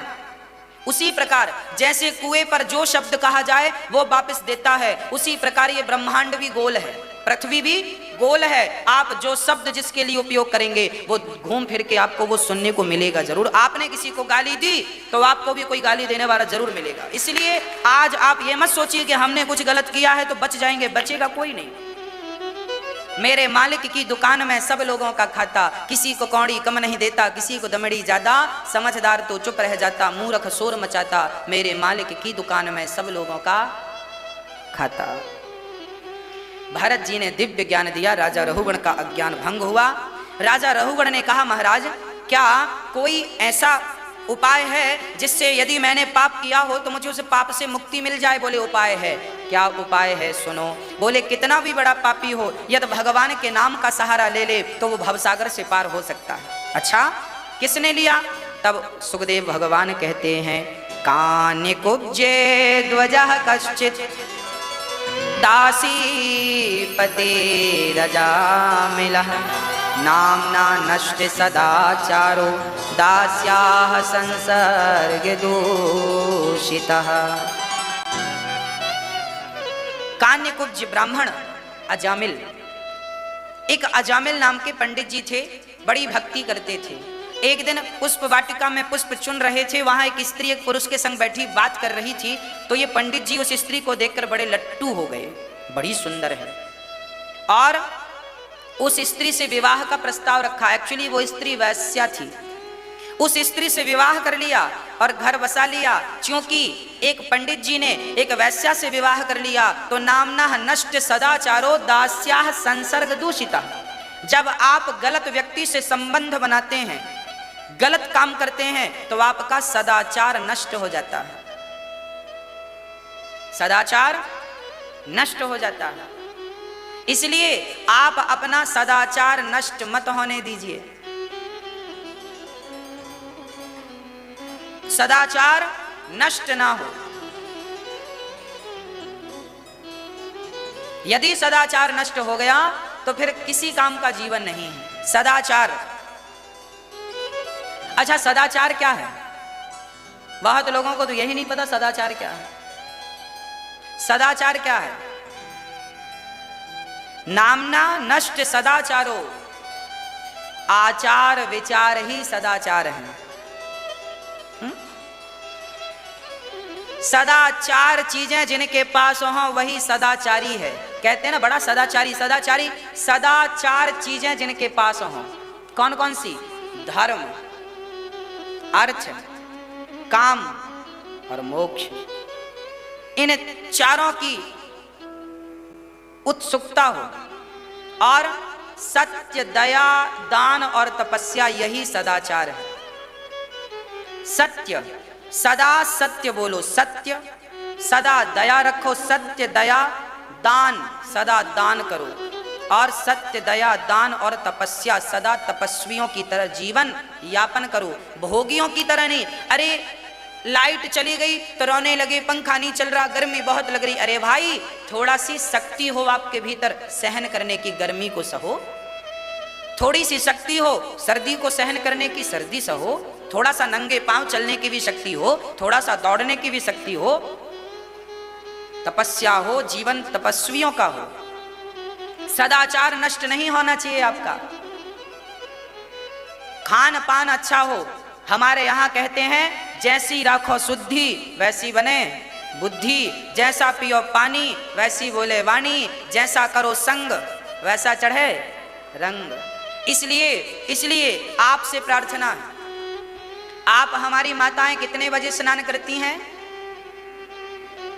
4 बजे। 4 बजे मत नहाया करो, 5 बजे नहा लिया करो, कोई बात नहीं, 1 घंटा और रखो। आपके बच्चे कितने बजे नहाते हैं? नहीं नहाते। अब आगे सर्दी देखना, आपके बच्चे नहाएंगे नहीं। बहुत सारे बच्चे नहाते हैं, 90% तो अच्छे बच्चे नहाते हैं, बस 10% ही हैं जो नहीं नहा, बहुत आलसी। ऐसे महापुरुषों की आप भी तो मां नहीं हो, है? जो नहाते ही नहीं उनकी मां आप हो। वाह, ऐसे सपूतों को जन्म दिया है आपने, नहाता ही नहीं है।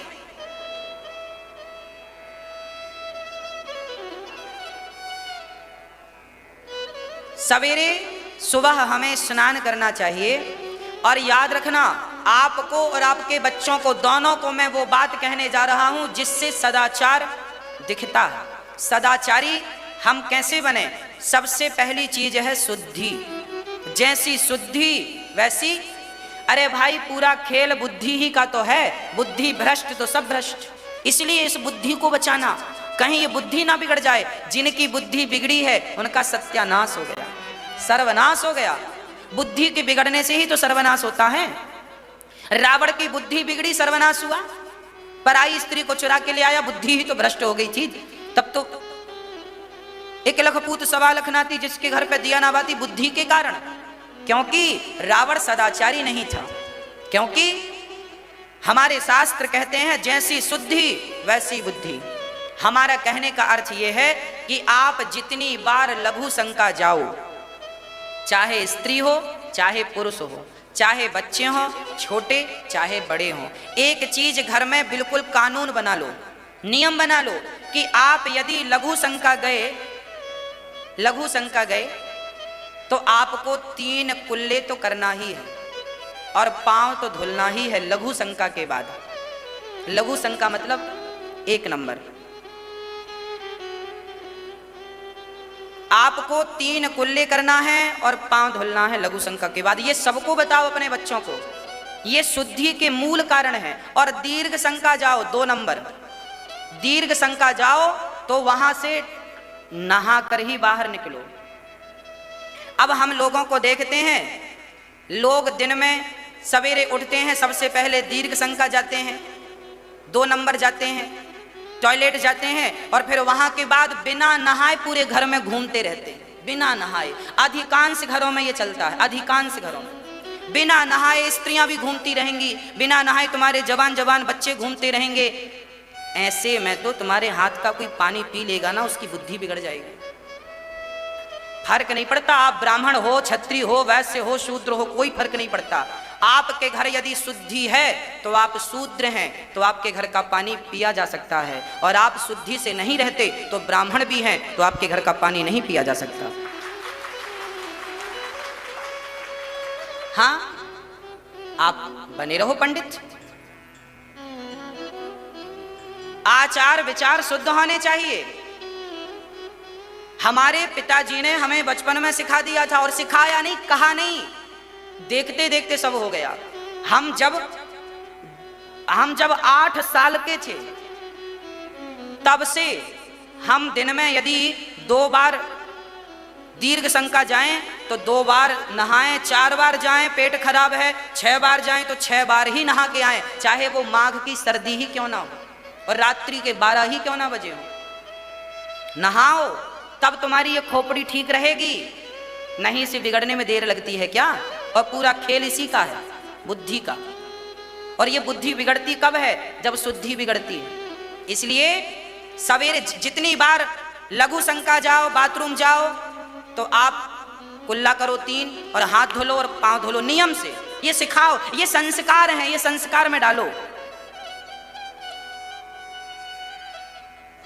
आप अपने घर का नियम बदलो, बच्चों को संस्कार दो शुद्धि का। आप भी शुद्ध रहो, बच्चों को फिर देखना आपका पूजा में मन क्यों नहीं। अब पूरा घर आप गए दीर्घ शंका और पूरा घर छू लिया, 12 बजे नहार। कई माताएं ऐसी हैं कि पहले भोजन बना लेती हैं, उसके बाद नहाती हैं। हाँ या ना? सवेरे दीर्घ शंका कर लेंगे और उसके बाद फिर जो साधु के घर की रोटी खाता है वो कुत्ता भी इस घर की रोटी नहीं खाएगा। क्या बनाओगे अपने बच्चों से? क्या बनाओगे बच्चों को? शुद्धि जरूरी है, अच्छी शुद्धि, अच्छी बुद्धि। सवेरे स्नान करो, सारे लोग स्नान करने के बाद रसोई में प्रवेश करो और फिर रसोई में प्रवेश करके बढ़िया भोजन बनाओ। भोजन में तुलसी डालो और तुलसी डालकर सबसे पहले भगवान को भोग लगाओ और फिर पूरे घर के लोग वो प्रसाद पाएंगे तो बुद्धि निर्मल होगी, वो जीवन पवित्र होगा, वो रहने लायक घर बनेगा। राक्षसों की तरह जिंदगी मत जिया करो। सनातन धर्म के जो नियम है वो मैं आपको बता रहा हूं, फॉलो कीजिए। श्री अजामिल की बुद्धि क्यों भ्रष्ट हो गई? सदाचार बिगड़ गया। एक स्त्री से संबंध बनाया, 9 बच्चे पैदा किए, 10वीं बार पत्नी गर्भवती थी। गांव में कुछ साधु आए तो अजामिल के घर रुक गए। अजामिल के घर रुक गए। अजामिल के घर जब रुके तो अजामिल की पत्नी ने उन्हें कच्चा दे दिया, आटा इत्यादि राशन, और संत जी ने भोजन बनाकर पाया पहले के लोग ना अपने हाथ का ही बना खाते थे। कारण क्या था? कारण यही था कि पता नहीं आप अपने घर में कैसे रहते हैं, नहाते हैं कि नहीं नहाते, हाथ पांव धुलते हैं, इसलिए भैया आप तो हमें आटा दे दो, हम अपना बना के खा लेंगे। कहीं तुम्हारे हाथ का खा लिया और तुम गंदगी से रहते हो तो कहीं हमारी बुद्धि ना बिगड़ जाए। इसलिए पहले का आदमी किसी के हाथ का पानी भी नहीं पीता था। लोग कहते हैं छुआछूत, छुआछूत नहीं था, छुआछूत तो बाद में पैदा हो गया। पहले छुआछूत नहीं था हमारे भारत में, पहले नियम पक्के थे। पहले का आदमी अपनी बाल्टी और अपना रस्सा लेके चलता था, रस्सी, कुएं बहुत होते थे, अपना पानी निकाला, खुद से पिया। किसी का पानी इसलिए नहीं पीता था कहीं पता नहीं ये कैसे रहता हो, इसका रहना सहना कैसा हो, इसके हाथ का पानी पी लिया और हमारी बुद्धि ना बिगड़ जाए, इसलिए लोग डरते थे पानी पीने से लोगों का, इसलिए लोग खाने से डरते थे। और आज तो भक्षा भक्ष चल रहा है, मिल बस जाए बस, कुछ भी मिल जाए, कहीं भी मिल जाए, खाने से मतलब है। आदमी हो के राक्षस हो। रावण भी ऐसा नहीं था, राक्षस भी पहले कैसे नहीं थे। खान पान में कंट्रोल हो। हम यात्रा करते हैं, कई बार हमें भूख भी लगती है रास्ते में, होटलों का लोग खाते हैं, हमारी भी बहुत भूख होती है पर नहीं खाते, पानी पी लेते हैं, दूध मंगा के गर्म करवा के दूध पी लेते हैं, भाई दूध दे दो, दूध पी के पेट भर लेते हैं, पानी पी के पेट भर लेते हैं। थोड़ा सा बिस्किट नमकीन जरूरत लगी, बहुत ज़्यादा भूख है, यात्रा है, तो थोड़ा सा बिस्किट सूखा पदार्थ थोड़ा सा कहीं मिल गया तो बादाम ले लिए 2-4, खुद के चने रख के चलते हैं, चने खा लिए, अपना सामान लेके चलो, खाना ना पड़े यहाँ रास्तों में। जब बहुत अनिवार्य हो कभी कभी तो खा लिया, रोज मत खाओ बुद्धि। अब वो लोग पता नहीं, अब मैं तो सवेरे 5 बजे उठ के राम राम जप रहा हूँ, मैं तो कोशिश करता हूँ कि पानी भी अच्छा मिले, भोजन भी अच्छा मिले, और होटल के लोग तो नहाते ही नहीं, 2 नंबर जाते हैं, हाथ भी धोला के नहीं रोटी बना दी, और वो उनकी रोटी खाओगे तो कितनी अच्छी बातें करोगे तुम, कितने अच्छे संस्कार होंगे तुम्हारे। इसलिए हमारे बड़े बुजुर्ग खान पान का ध्यान रखते थे, खान पान में कोई समझौता नहीं। हम तो रैदास के हाथ की रोटियां भी खाते थे, रैदास भक्त की, पर रैदास जैसा कोई तपस्वी हो तो रैदास के हाथ की रोटियां भी खा लो, कोई पाप नहीं है। और अजामिल ब्राह्मण था, अजामिल के घर लोग भोजन नहीं करते थे, साधु आए तो कच्चा राशन लिया, इसके घर बना बनाया नहीं खाया, क्योंकि ये भ्रष्ट ब्राह्मण था। यदि आप भ्रष्ट हो गए हैं तो कोई भी है फर्क नहीं पड़ता। इसलिए मैं आपसे प्रार्थना करता हूं, आप जो है ब्राह्मण हैं, क्षत्रिय हैं, वैश्य हैं, शूद्र हैं, आप किसी भी प्रकार से जीवन जी रहे हैं, पर आप धर्म का निर्वहन करें। आप ब्राह्मण हैं तो धर्म का पालन करें, पवित्रता का ख्याल रखें। क्षत्रिय है तो धर्म का पालन और पवित्रता, धर्म और पवित्रता सबके साथ जुड़ी है, ब्राह्मण के साथ भी, क्षत्रिय के साथ भी, वैश्य के साथ भी और शूद्र के साथ भी धर्म और पवित्रता जुड़ी है, सबको फॉलो करना है। हाँ, श्री अजामिल की पत्नी का पृथ्वी में बंजर भूमि के रूप में वृत्तासुर को उत्पन्न किया विश्वरूप के पिता ने, त्वष्टा ने।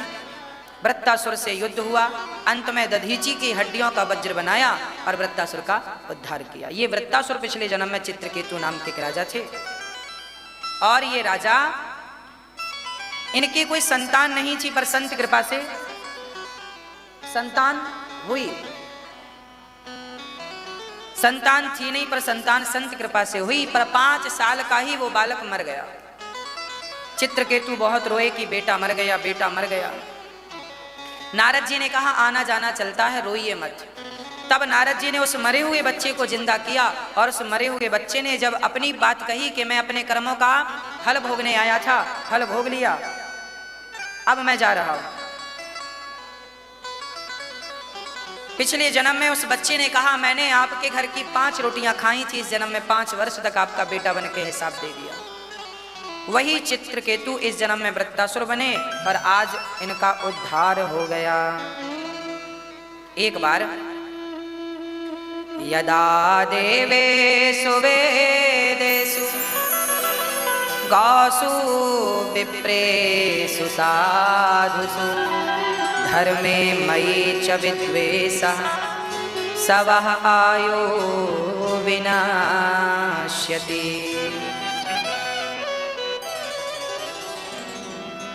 जब जब होय धर्म की हानि, बाढ़हि असुर अधम अभिमानी, परित्राणाय साधूनां विनाशाय च दुष्कृताम्, धर्म संस्थापनार्थाय संभवामि युगे युगे। जब जब धर्म का ह्रास होता है तब तब भगवान को आना पड़ता है। प्रहलाद, हिरण्यकश्यपु के सबसे छोटे पुत्र का नाम था प्रहलाद। एक बार भगवान को प्रहलाद के लिए आना पड़ा। प्रहलाद नाम के एक भक्त रहा करते थे। प्रहलाद के पिता तपस्या करने गए। जब वापस आए, प्रहलाद जी का जन्म हुआ, बहुत लाड़ प्यार किया। एक दिन प्रहलाद जी के मुंह से भगवान का नाम सुन लिया हिरण्यकश्यप ने। बुलाकर पूछा, बेटा यहाँ आओ, ये तुम किसका नाम जप रहे हो? प्रहलाद ने कहा, पिताजी ये भगवान का नाम है। यदि आप भी नारायण नारायण जपेंगे तो आपकी भी गति हो जाएगी। प्रहलाद की बातें सुनकर हिरण्यकश्यप ने कहा, बालक ये हमारे दुश्मन हैं, इनका नाम नहीं जपना है। ये तुम्हारे ताऊ जी को मारने वाले हत्यारे हैं, इनका नाम मत जपो। तब प्रहलाद जी ने कहा, पिताश्री भगवान किसी के दुश्मन नहीं है। जाकी रही भावना जैसी, प्रभु मूरत देखी तिन तैसी। भगवान को जो जिस भाव से भजता है भगवान उसे उस भाव से भजते हैं। आप यदि भगवान को दुश्मन मानेंगे तो भगवान दुश्मन बन के मार देंगे, आपका उद्धार हो जाएगा। जाकी रही भावना जैसी, प्रभु मूरत देखी तिन तैसी। हिरण्यकश्यप ने कहा, मुझे उपदेश मत कर और तू ये नाम छोड़ दे। प्रहलाद जी ने कहा, पिताजी क्या कोई श्वास लेना छोड़ सकता है? ये नारायण नाम तो मेरी श्वास में बस चुका है, अब मैं इसे कैसे छोड़ दूं पिताश्री। तब पढ़ने के लिए भेज दिया संडा मर्क के घर और कहा कि मेरे बच्चे को ठीक ठीक करके भेजना, ये भगवान का नाम ना जपे। प्रहलाद जी गए संडा मर्क जी के यहाँ, और जब वहां से गर्मियों की छुट्टी में घर आए तो पिता हिरण्यकश्यप ने कहा, बेटा ये बताओ तुमने इतने दिन में क्या सीखा? तब प्रहलाद जी ने कहा, श्रवणम कीर्तनम विष्णु, स्मरणम पाद सेवनम, अर्चनम वंदनम दास्यम, सख्यमात्मनिवेदनम, प्रथम भगति संतन कर संग,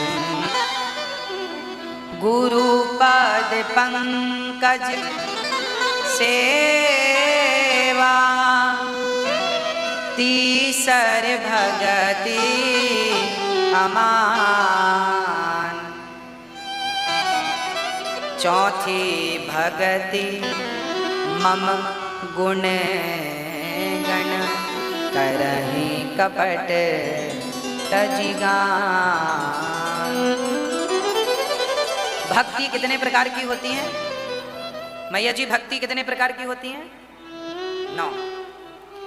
इन 9 में से एक भी आ जाए तो काम बन जाएगा। पहली भक्ति है श्रवणम, कथा सुनना सीखिए, ये पहली भक्ति। कथा सुनिए अधिक से अधिक। श्रवणम, फिर कीर्तनम, अधिक से अधिक कीर्तन कीजिए, ज्यादा से ज्यादा भगवान का नाम जपो। जब नाम अधिक जपेंगे तब भगवान के दर्शन के अधिकारी बनेंगे। आप संगीत सीखने जाएंगे तो डायरेक्ट गाना गाना थोड़ी सीख लेंगे।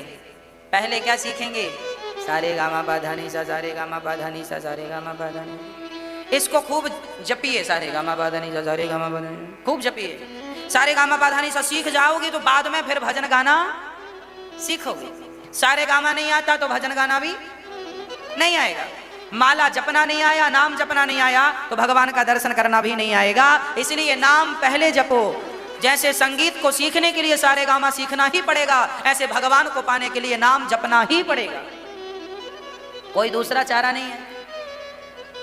तो पहली भक्ति है कथा सुनना, दूसरी भक्ति है कीर्तन करना। श्रवणम कीर्तनम, फिर स्मरणम, भगवान का स्मरण करो अधिक से अधिक, स्मरण बना रहे। हे नाथ मैं आपको कभी भूलू नहीं, हर क्षण अपने करीब भगवान को महसूस करो। सदा रसिकों के संग बैठकर भगवान की बात करो, भगवान का चिंतन करो। भगवान की बात करते करते आंखों में आंसू आने लगे, तब समझना कि अब आप ठीक ठीक चल रहे हैं भक्ति के पथ पर।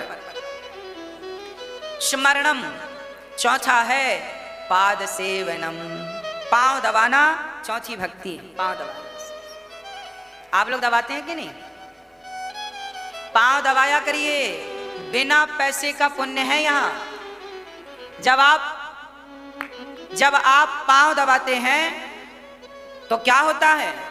पांव दबाने से, जिनके पांव दबाते हैं उनके भीतर से दुआएं निकलती हैं, हाँ, आशीर्वाद मिलता है। इसलिए पांव दबाना चाहिए, चरण सेवा करनी चाहिए। चौथी भक्ति पांव दबाना। आप अपने पतियों के दबाओ, बेटा अपने माँ बाप के दबाए, और घर में आए अतिथियों के पांव दबाओ। जो स्त्री पति के पांव दबाती है उस घर में लक्ष्मी की कमी नहीं होती। जो बेटा अपने माँ बाप के पांव दबाता है उस बेटे की कोई इच्छा शेष रह नहीं जाती। बिहारी जी सारी इच्छाएं पूरी करें। केवल माँ के पांव, हाँ जी, चरण सेवा चौथी भक्ति है। भगवान कहाँ विराजते हैं? भगवान का वास ही चरणों में है, इसलिए सबके पांव छुए जाते हैं, सिर नहीं छुआ जाता। पांव क्यों छुआ जाता है? क्योंकि चरणों में हमारे शरीर के हर अंग में देवी और देवताओं का वास है। हाथ में इंद्र का वास है, मन में चंद्रमा का वास है, चंद्रमा मन। आंखों में सूर्य का वास है, बुद्धि में ब्रह्मा जी का वास है, और चरणों में मेरे नारायण का वास है। तो जब आप किसी के चरण दबाते हैं, किसी के चरण पकड़ते हैं, तो वो भगवान के चरण होते हैं। आप पकड़िए माँ के चरण, पर भाव बने कि ये भगवान के चरण है, तो बस मिल गए भगवान। माँ खाती है, बच्चे का पेट अपने आप भर जाता है, गर्भ का बच्चा। माँ के पांव पकड़ो, भाव बने कि भगवान के पांव है, बस यही तो भाव है। तो चरण जरूर दबाना चाहिए। चरणों से जुड़ा व्यक्ति कभी गिरता नहीं है ना। ऊंचे पर बैठा व्यक्ति गिर सकता है, जो ऑलरेडी जमीन में बैठा है वो गिर के कहां जाएगा। इसलिए चरण दबाना मतलब जमीन स्तर पर काम करना। जमीनी स्तर यही है। लोग कहते हैं ना, आप तो जमीन से जुड़े हुए हैं, आप तो मिट्टी से जुड़े हुए हैं। यही तो है, मिट्टी से जुड़ा हुआ क्या? मिट्टी से थोड़ी बंधना है कि तुम्हारी रस्सी से कोई हाथ पांव बांधे। मिट्टी से जुड़ने का अर्थ है सहज सरल। फिर स्मरणम, फिर पाद सेवनम, चरण सेवा, फिर अर्चनम, अर्चन करिए। तुलसी के पत्ते तोड़िए ढेर सारे, और सुनिए अभी एकादशी आ रही है कि नहीं, बड़ी एकादशी, और आज छठ पर्व है। आप सभी भक्तों को छठ की लाखों लाख बधाई हो। आपके बच्चे सुखी रहें, समृद्धवान बने। आज का त्योहार बच्चों की लंबी आयु के लिए रखा जाता है। भगवान आपकी और आपके बच्चों की खूब लंबी आयु करें। एक राजा था, उस राजा का एक बेटा पैदा हुआ, तो वो एक राजा था जिस राजा का नाम था प्रियंबद। उस राजा के कोई संतान नहीं थी। एक संतान हुई तो मरा हुआ बच्चा पैदा हुआ, थोड़ी देर में मर गया। राजा बहुत रोए, प्रियंबद राजा बहुत रोए कि बेटा हुआ तो सही पर मर गया, हुआ तो सही। राजा रोए और सोचे कि मैं भी मर जाऊंगा, बिना पुत्र के ये राज कैसे चलेगा, मर जाऊंगा। तब महर्षि कश्यप जी ने एक यज्ञ कराया था। तब यज्ञ से भगवान ने खीर खिलाई थी। प्रियंबद राजा की पत्नी का नाम था मोहिनी। उनको खीर खिलाई, खीर का प्रसाद खिलाया। तब फिर बच्चा पैदा हुआ। जब बच्चा पैदा हुआ तो वो बच्चा पैदा तो हुआ, फिर मर गया। जब वो मरा तो फिर चिंता में पड़ गए कि अब तो बच्चा जिंदा होना चाहिए था। तब क्या करें? तब कहा कि इस बच्चे को आप जरूर प्राप्त करेंगे आप छठ पर्व का उत्सव रखिए। जब छठ पर्व का उत्सव रखा गया, छठ पर्व का व्रत उस राजा और रानी ने किया, 4 दिन तक बड़ी कड़ी आराधना की और सूर्य अर्घ दिया। तब उस छठ के प्रभाव से, माँ भगवती के प्रभाव से, माँ भगवती के प्रभाव से उनका बच्चा जीवित हो गया। तब से छठ पर्व की पद्धति चालू हो गई, परंपरा चालू हो गई।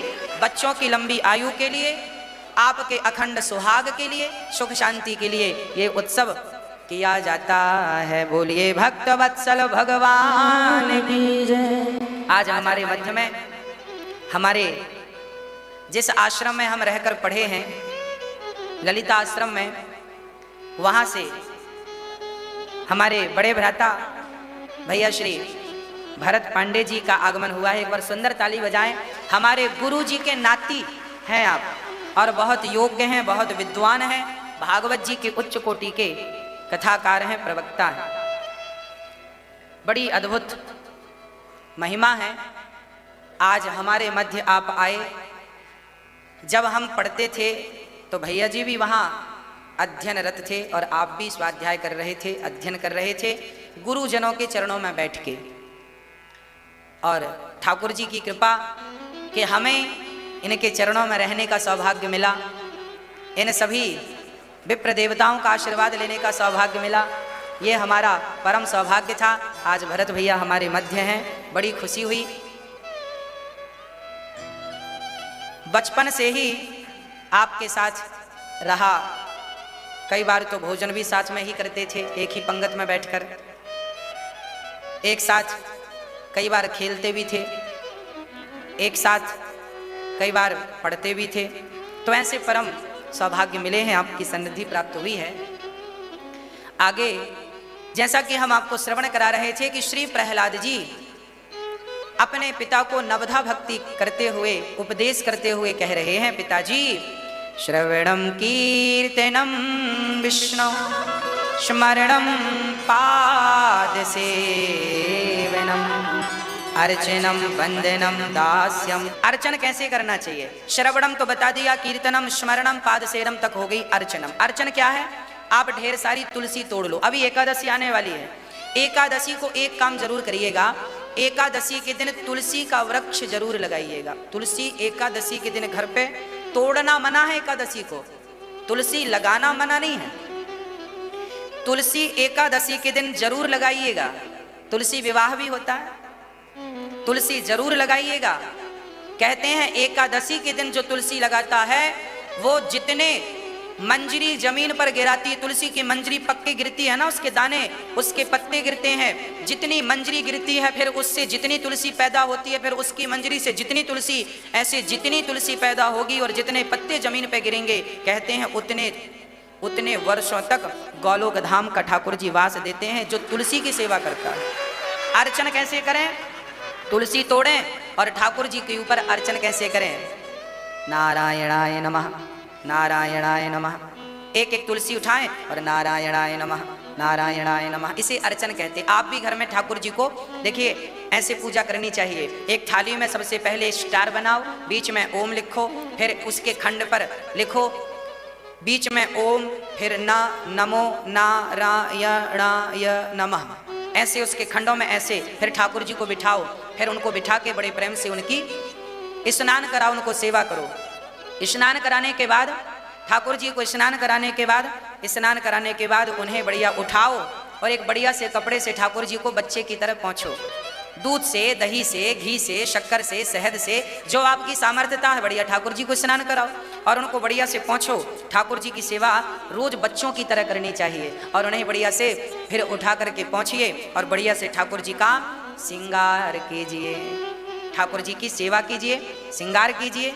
उसके बाद ठाकुर जी को बढ़िया श्रृंगार करके उनको माला, उनको वाले सब पहनाओ, बढ़िया सेवा करो। फिर अर्चन, तुलसी तोड़ो और गोविंदाय नमः, श्री नारायणाय नमः, कृष्णाय नमः, नारायणाय नमः, गोविंदाय नमः। एक एक, आपसे कोई मंत्र नहीं आता वेद का, कोई बात नहीं, आप गोविंदाय नमः तो कह सकते हैं, नारायणाय नमः तो कह सकते हैं, कृष्णाय नमः तो कह सकते हैं, कोई बात नहीं। उल्टा नाम जपत जग जाना, वाल्मीकि भाई ब्रह्म समाना। हमारी पूजा में कोई गलती हो भी गई और श्रद्धा बराबर है, तो आपकी श्रद्धा कुछ गलत होने नहीं देती, क्योंकि भगवान प्रेम के भूखे हैं। हाँ, प्रेम के भूखे हैं। आप रोज अर्चन, इसे कहते हैं अर्चनम, अर्चन करके वंदनम, ठाकुर जी की वंदना करो।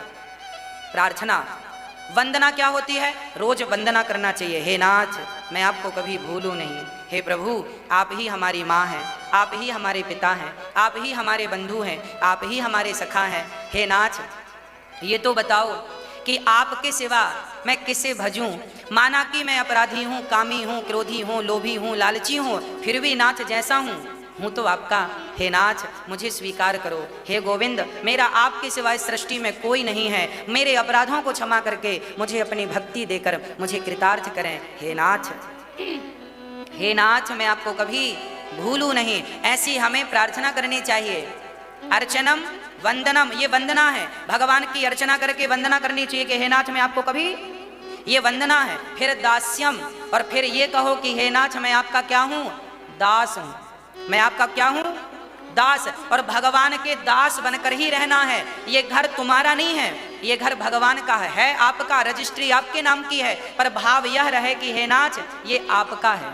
कभी ये अहंकार ना है कि मैं इस घर का मालिक हूँ, ये बच्चे मेरे नहीं, हे नाथ ये आपके बच्चे हैं, आपकी संतान है। आपने तो हमें जिम्मेदारी दी है। जैसे बैंक का एक मैनेजर पूरा मैनेजमेंट करता है, सबको देखता है, सबको संभालता है, लाखों का लेना, करोड़ों का लेना देना रोज करता है, पर बैंक का मैनेजर ये तो नहीं कहता कि ये बैंक मेरी है। वो ये जानता है कि ये बैंक सरकारी है, इसकी मालिक सरकार है, हम तो केवल कर्मचारी हैं। उसी प्रकार आप भी अपने घर परिवार में रहो, पर मालिक बनकर नहीं, भगवान के कर्मचारी बनकर के रहो, भगवान के दास बनकर रहो। यही दास भाव है, यही दास है। तो सख्य, हाँ, अर्चनम वंदनम दास्यम, हम प्रभु आपके कौन हैं?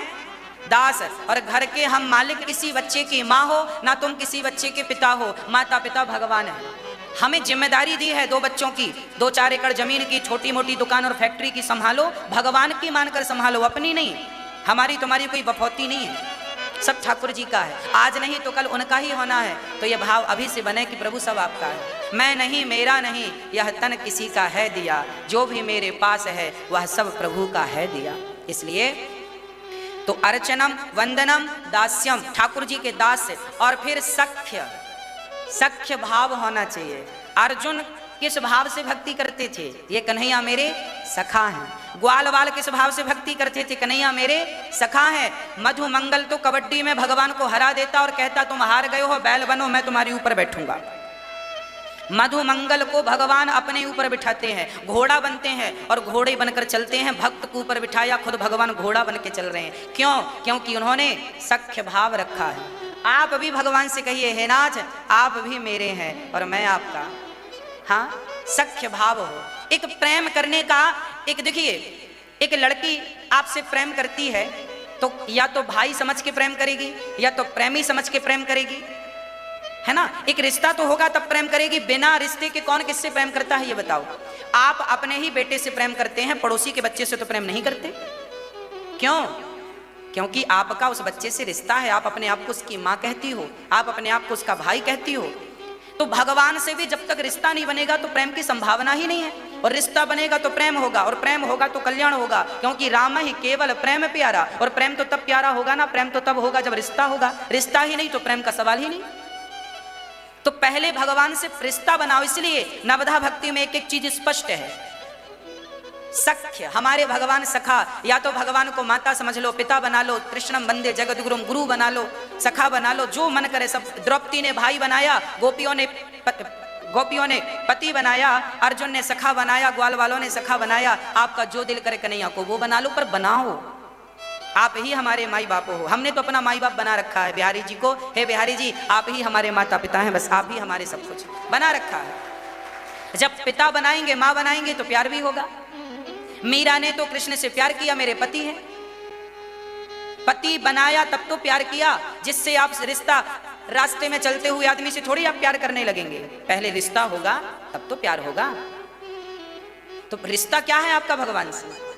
इसलिए शास्त्र कहते हैं त्वमेव माता च पिता त्वमेव, माता रामो मत पिता रामचंद्र, स्वामी रामो मत सखा रामचंद्र, सर्वस्व में रामचंद्रो दयालु नान्यम जाने नहीं व जाने न जाने। मैं राम के सिवा किसी को जानता भी नहीं। राम ही माता है, राम ही पिता है, राम ही बंधु है, राम ही सखा है। कृष्णम वंदे जगत गुरु। और आखिरी भक्ति क्या है? अर्चनम वंदनम दास्यम सख्य आत्मनिवेदनम। आखिरी है समर्पण। सत्य केवल ईश्वर है। इस संसार में आना तब सफल होगा जब उस विधाता को, उस परमात्मा को प्राप्त कर लिया जाए। तो माँ ने पूछा कि कैसे पाया जा सकता है? तब उन्होंने एक ही बात कही थी नारद जी ने कि मैं केवल कीर्तन करता हूँ, तुम भी केवल कीर्तन करो, नाम जप करो, वो परमात्मा जरूर योग्य समझेंगे तो दर्शन देंगे। बस मैं तब से वो नाम पकड़ के चल रहा हूँ। और प्रहलाद जी ने अपने सारे विद्यार्थियों से कीर्तन कराया, खूब आनंद से श्रीमन नारायण नारायण खूब कीर्तन कराया, राधे कृष्ण राधे कृष्ण। अभी सारे विद्यार्थी कीर्तन कर रहे थे, तभी गुरु शंडामर्क जी आए। शंडा और अमर्क जब ये आए गुरुजन, तो इन्होंने कहा कि ये मेरे विद्यालय में भगवान नाम कैसे? उन्होंने प्रहलाद को पकड़ना चाहा तो प्रेम का, भक्ति का वो करंट लगा के वो भी नाचने लगे। अंत में हिरण्यकश्यपु आए और उन्होंने जोर से प्रहार किया प्रहलाद जी पर। क्या जप रहा है, क्या कर रहा है? प्रहलाद जी ने कहा पिताजी भगवान नाम जप रहा हूं। अच्छा, कहां है तेरा भगवान? तब प्रहलाद जी ने कहा न केवलम में भवतश्च राजन सवै बलम बलिनाम चा परेशान। पिताजी परे वरे में स्थिर जंग माये ब्रह्मादयो ये न वशं प्रणीता।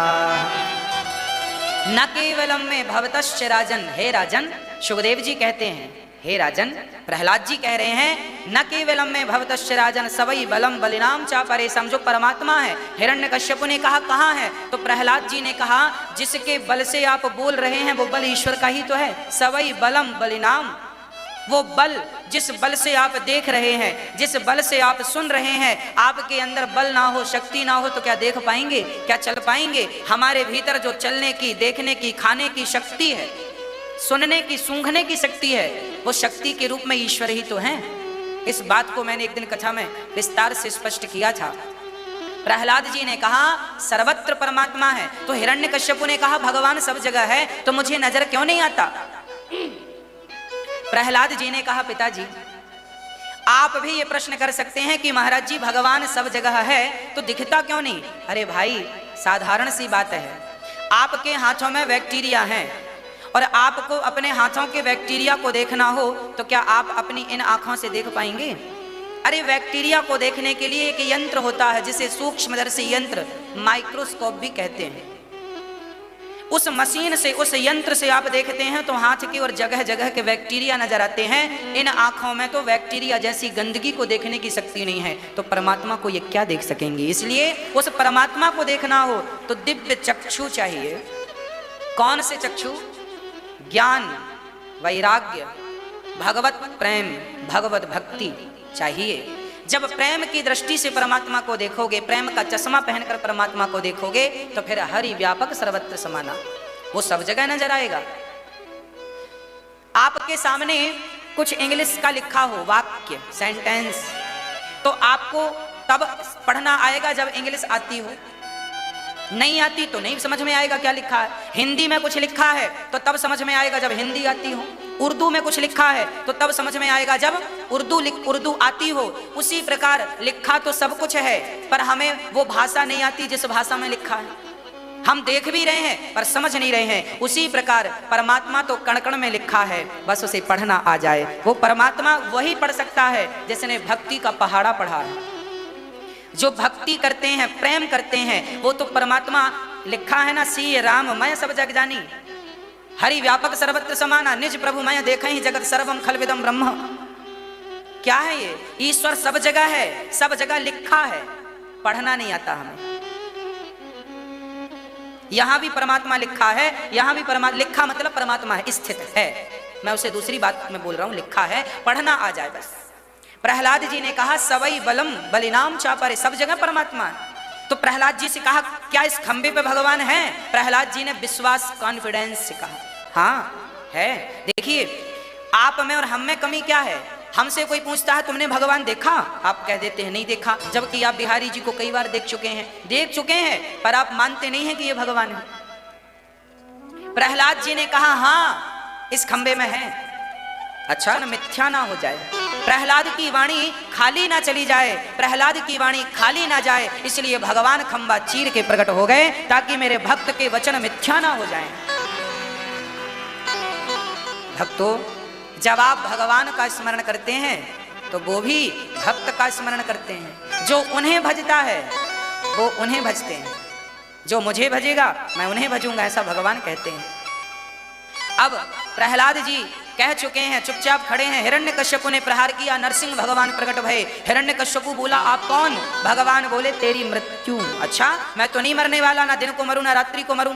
अच्छा, भगवान बोले ना ये दिन है ना रात्रि है, संध्या की वेला है, अब तो मरेगा। बोले 12 महीने में किसी महीने नहीं मरूं। भगवान बोले ये 13वां महीना पुरुषोत्तम महीना चल रहा, अब तो मरेगा। बोले किसी भी आदमी से, जानवर से, पशु से, पक्षी से नहीं मरूं। भगवान बोले ना मैं पशु हूं, ना पक्षी हूं, ना जानवर हूं, आधा तो नर है और आधा सिंह है, नरसिंह हूं, अब तो मरेगा। मेरे टाइप का इंसान तूने कहीं देखा?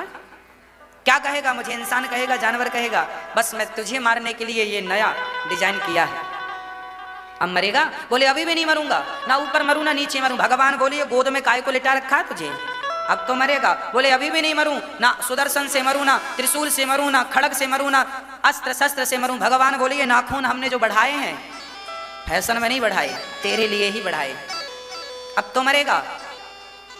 अब निरुत्तर हो गया हिरण्यकश्यप। सीधी बात यह है, इस कथा का अर्थ यह है, ये कथा मैसेज ये देती है कि हम और आप कितने भी चतुर हो जाएं पर मौत से बच नहीं सकते। इसलिए मौत आनी है, ये अटल सत्य है। इसलिए मौत आए उसके पहले जीवन में गोविंद आ जाएं, ये याद रख लीजिएगा। आना दोनों को है, मुझे तो दोनों का इंतजार है, बस देखना यह है कि पहले कौन आता है, मौत आती है या गोविंद आते हैं, श्याम सुंदर आते। आना दोनों को है, मुझे विश्वास है दोनों ही आएंगे, बस पहले कन्हैया आ जाएं तो देखते देखते प्राण जाएं, ये जीवन की सार्थकता है। प्रहलाद जी, हिरण्यकश्यपु ने, भगवान ने, नरसिंह भगवान ने हिरण्यकश्यपु की छाती विदीर्ण कर दी और उसे मारकर उसकी आंतों को गले में माला बनाकर इसलिए पहन लिया ताकि भगवान ये देखें कि आखिर इसके रक्त में ऐसी कौन सा पुण्य था इसका, जिसके कारण ऐसा प्रहलाद जैसा भक्त प्रकट हुआ। भगवान ने गले की माला धारण कर ली, हिरण्यकश्यपु का उद्धार हुआ। प्रहलाद जी खड़े हैं चुपचाप, देवी देवता स्तुति करने आ रहे हैं, भगवान का क्रोध बढ़ता ही जा रहा है। लक्ष्मी जी आई, भाग गई, ये कैसा स्वरूप बना रखा है भगवान ने। अंत में प्रहलाद जी शरण में गए तो जैसे गाय बछड़े को चाट कर निर्मल कर देती है, ऐसे भगवान ने प्रहलाद जी को चाटना स्टार्ट कर दिया। बस जब बछड़ा जन्म लेता है तो मलमूत्र से भीगा होता है, गाय चाट कर निर्मल करती है। उसी तरह हम भी वासनाओं में, संसार में भीगे हुए प्राणी हैं। यदि भगवान कृपा करेंगे तो हम पवित्र हो सकेंगे, नहीं हम में कोई गुण नहीं है कि हम अपने आप को पवित्र कर लें। इसलिए कहता हूं कि प्रार्थना करो कि हे नाथ मैं आपको कभी भूलूं नहीं, और मैं अपने आप को क्या पवित्र करूंगा। करो तो आप करो, मुझ में योग्यता कहाँ है, मैं तो गाय के उस बछड़े की तरह हूं। इसलिए भगवान को भक्त वत्सल कहते हैं। वत्स मीन्स बछड़ा, वत्सला मीन्स गाय, इसलिए भक्त वत्सल। परमात्मा वो गाय है जो बछड़े पर अनुग्रह करती है, कृपा करती है और गंदगी साफ करके निर्मल कर देती है। उसी प्रकार परमात्मा हमारी वो गाय है जो हम जैसे बछड़े को निर्मल कर देता है, वो परमात्मा। वही परमात्मा भक्त वत्सल है, करुणा निधान है वो। तो प्रहलाद ने भगवान की स्तुति करते हुए कहा, ब्रह्मादयः सूर्यगणा मुनयोऽथ सिद्धा सत्त्वैकतानमतयो वचसां प्रवाहै नाराधितुं पुरुगुणैरधुनापि विप्रो किं तोष्टुमर्हति समे हरिरुग्रजाते। हे गोविंद, आप ही हम सबके वंदनीय है, पूजनीय है। ब्रह्मादयः सुरगणा मुनयोऽथ सिद्धा। हे गोविंद, हे परमात्मा, देवताओं पर अनुग्रह करने वाले, ब्रह्मा पर प्रभु, कभी आपसे कुछ मांगने की इच्छा जन्म ना ले, यही मुझे दो। निष्काम भक्त श्री प्रहलाद जी। अंत में भगवान ने हृदय से लगाकर प्रहलाद जी को ढेर सारा प्यार करके आशीर्वाद देके और उनके वंश को कभी अपने हाथों से अब नहीं मारेंगे, ये वचन देकर प्रहलाद जी को भगवान चले गए। प्रहलाद जी राजा बने, प्रहलाद के पुत्र हुए हैं विरोचन, विरोचन के राजा बलि, पर भगवान ने राजा बलि पर जो अनुग्रह किया वो मैं आपको सुनाऊंगा अभी। एक बार भगवान श्री कृष्ण, एक बार भगवान हरि अवतार धार, एक बार प्रहलाद के लिए नरसिंह बने तो एक बार हाथी को बचाने के लिए हरि अवतार धारण करते हैं। त्रिकूट पर्वत पर एक सुंदर सा सरोवर था जहां एक हाथी रहा करता था, नाम था गजेंद्र। गजेंद्र जो गजों के समूह का राजा था, गजों के समूह का इंद्र अर्थात राजा था, वही गजेंद्र। ऐसे गजेंद्र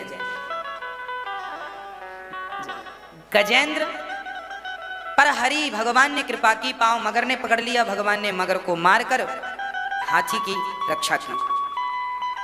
एक बार भगवान ने समुद्र मंथन पर 3 अवतार धारण किए, धनवंतरी, कच्छप और मोहिनी। राजा बलि के द्वार पर भगवान वामन बनकर आए और एक बार भगवान सूर्य वंश में राम बनकर के प्रकट भये। राम की दिव्य लीलाएं हुई, अंत में राम ने रावण को मारा और धर्म की स्थापना की और राम जी राजा बने, सिया जी रानी बनी। राम कथा बड़ी अद्भुत है, समय मिलेगा तो कल हम आपको राम कथा थोड़ी विस्तार में सुनाएंगे, समय अभाव पर आज केवल इतनी ही। राम का जन्म हुआ, राम जी वनवास गए, रावण इत्यादि को मारकर राम जी राजा बने। अब मैं आपको कृष्ण जन्मोत्सव की ओर लेकर के चलूं। भगवान श्री कृष्ण का जन्म हुआ सूर्य चंद्र वंश में। चंद्र वंश में नारायण के पुत्र ब्रह्मा, ब्रह्मा के अत्रि, अत्रि के चंद्रमा, चंद्रमा के बुध, बुध के पुररवा, पुररवा के आयु, आयु के नहुस, नहुस के ययाति, ययाति के वंश में आगे सूर, सूर के पुत्र हुए हैं वसुदेव जी। वसुदेव जी के 13 विवाह हुए, आखिरी विवाह देवकी के साथ हुआ।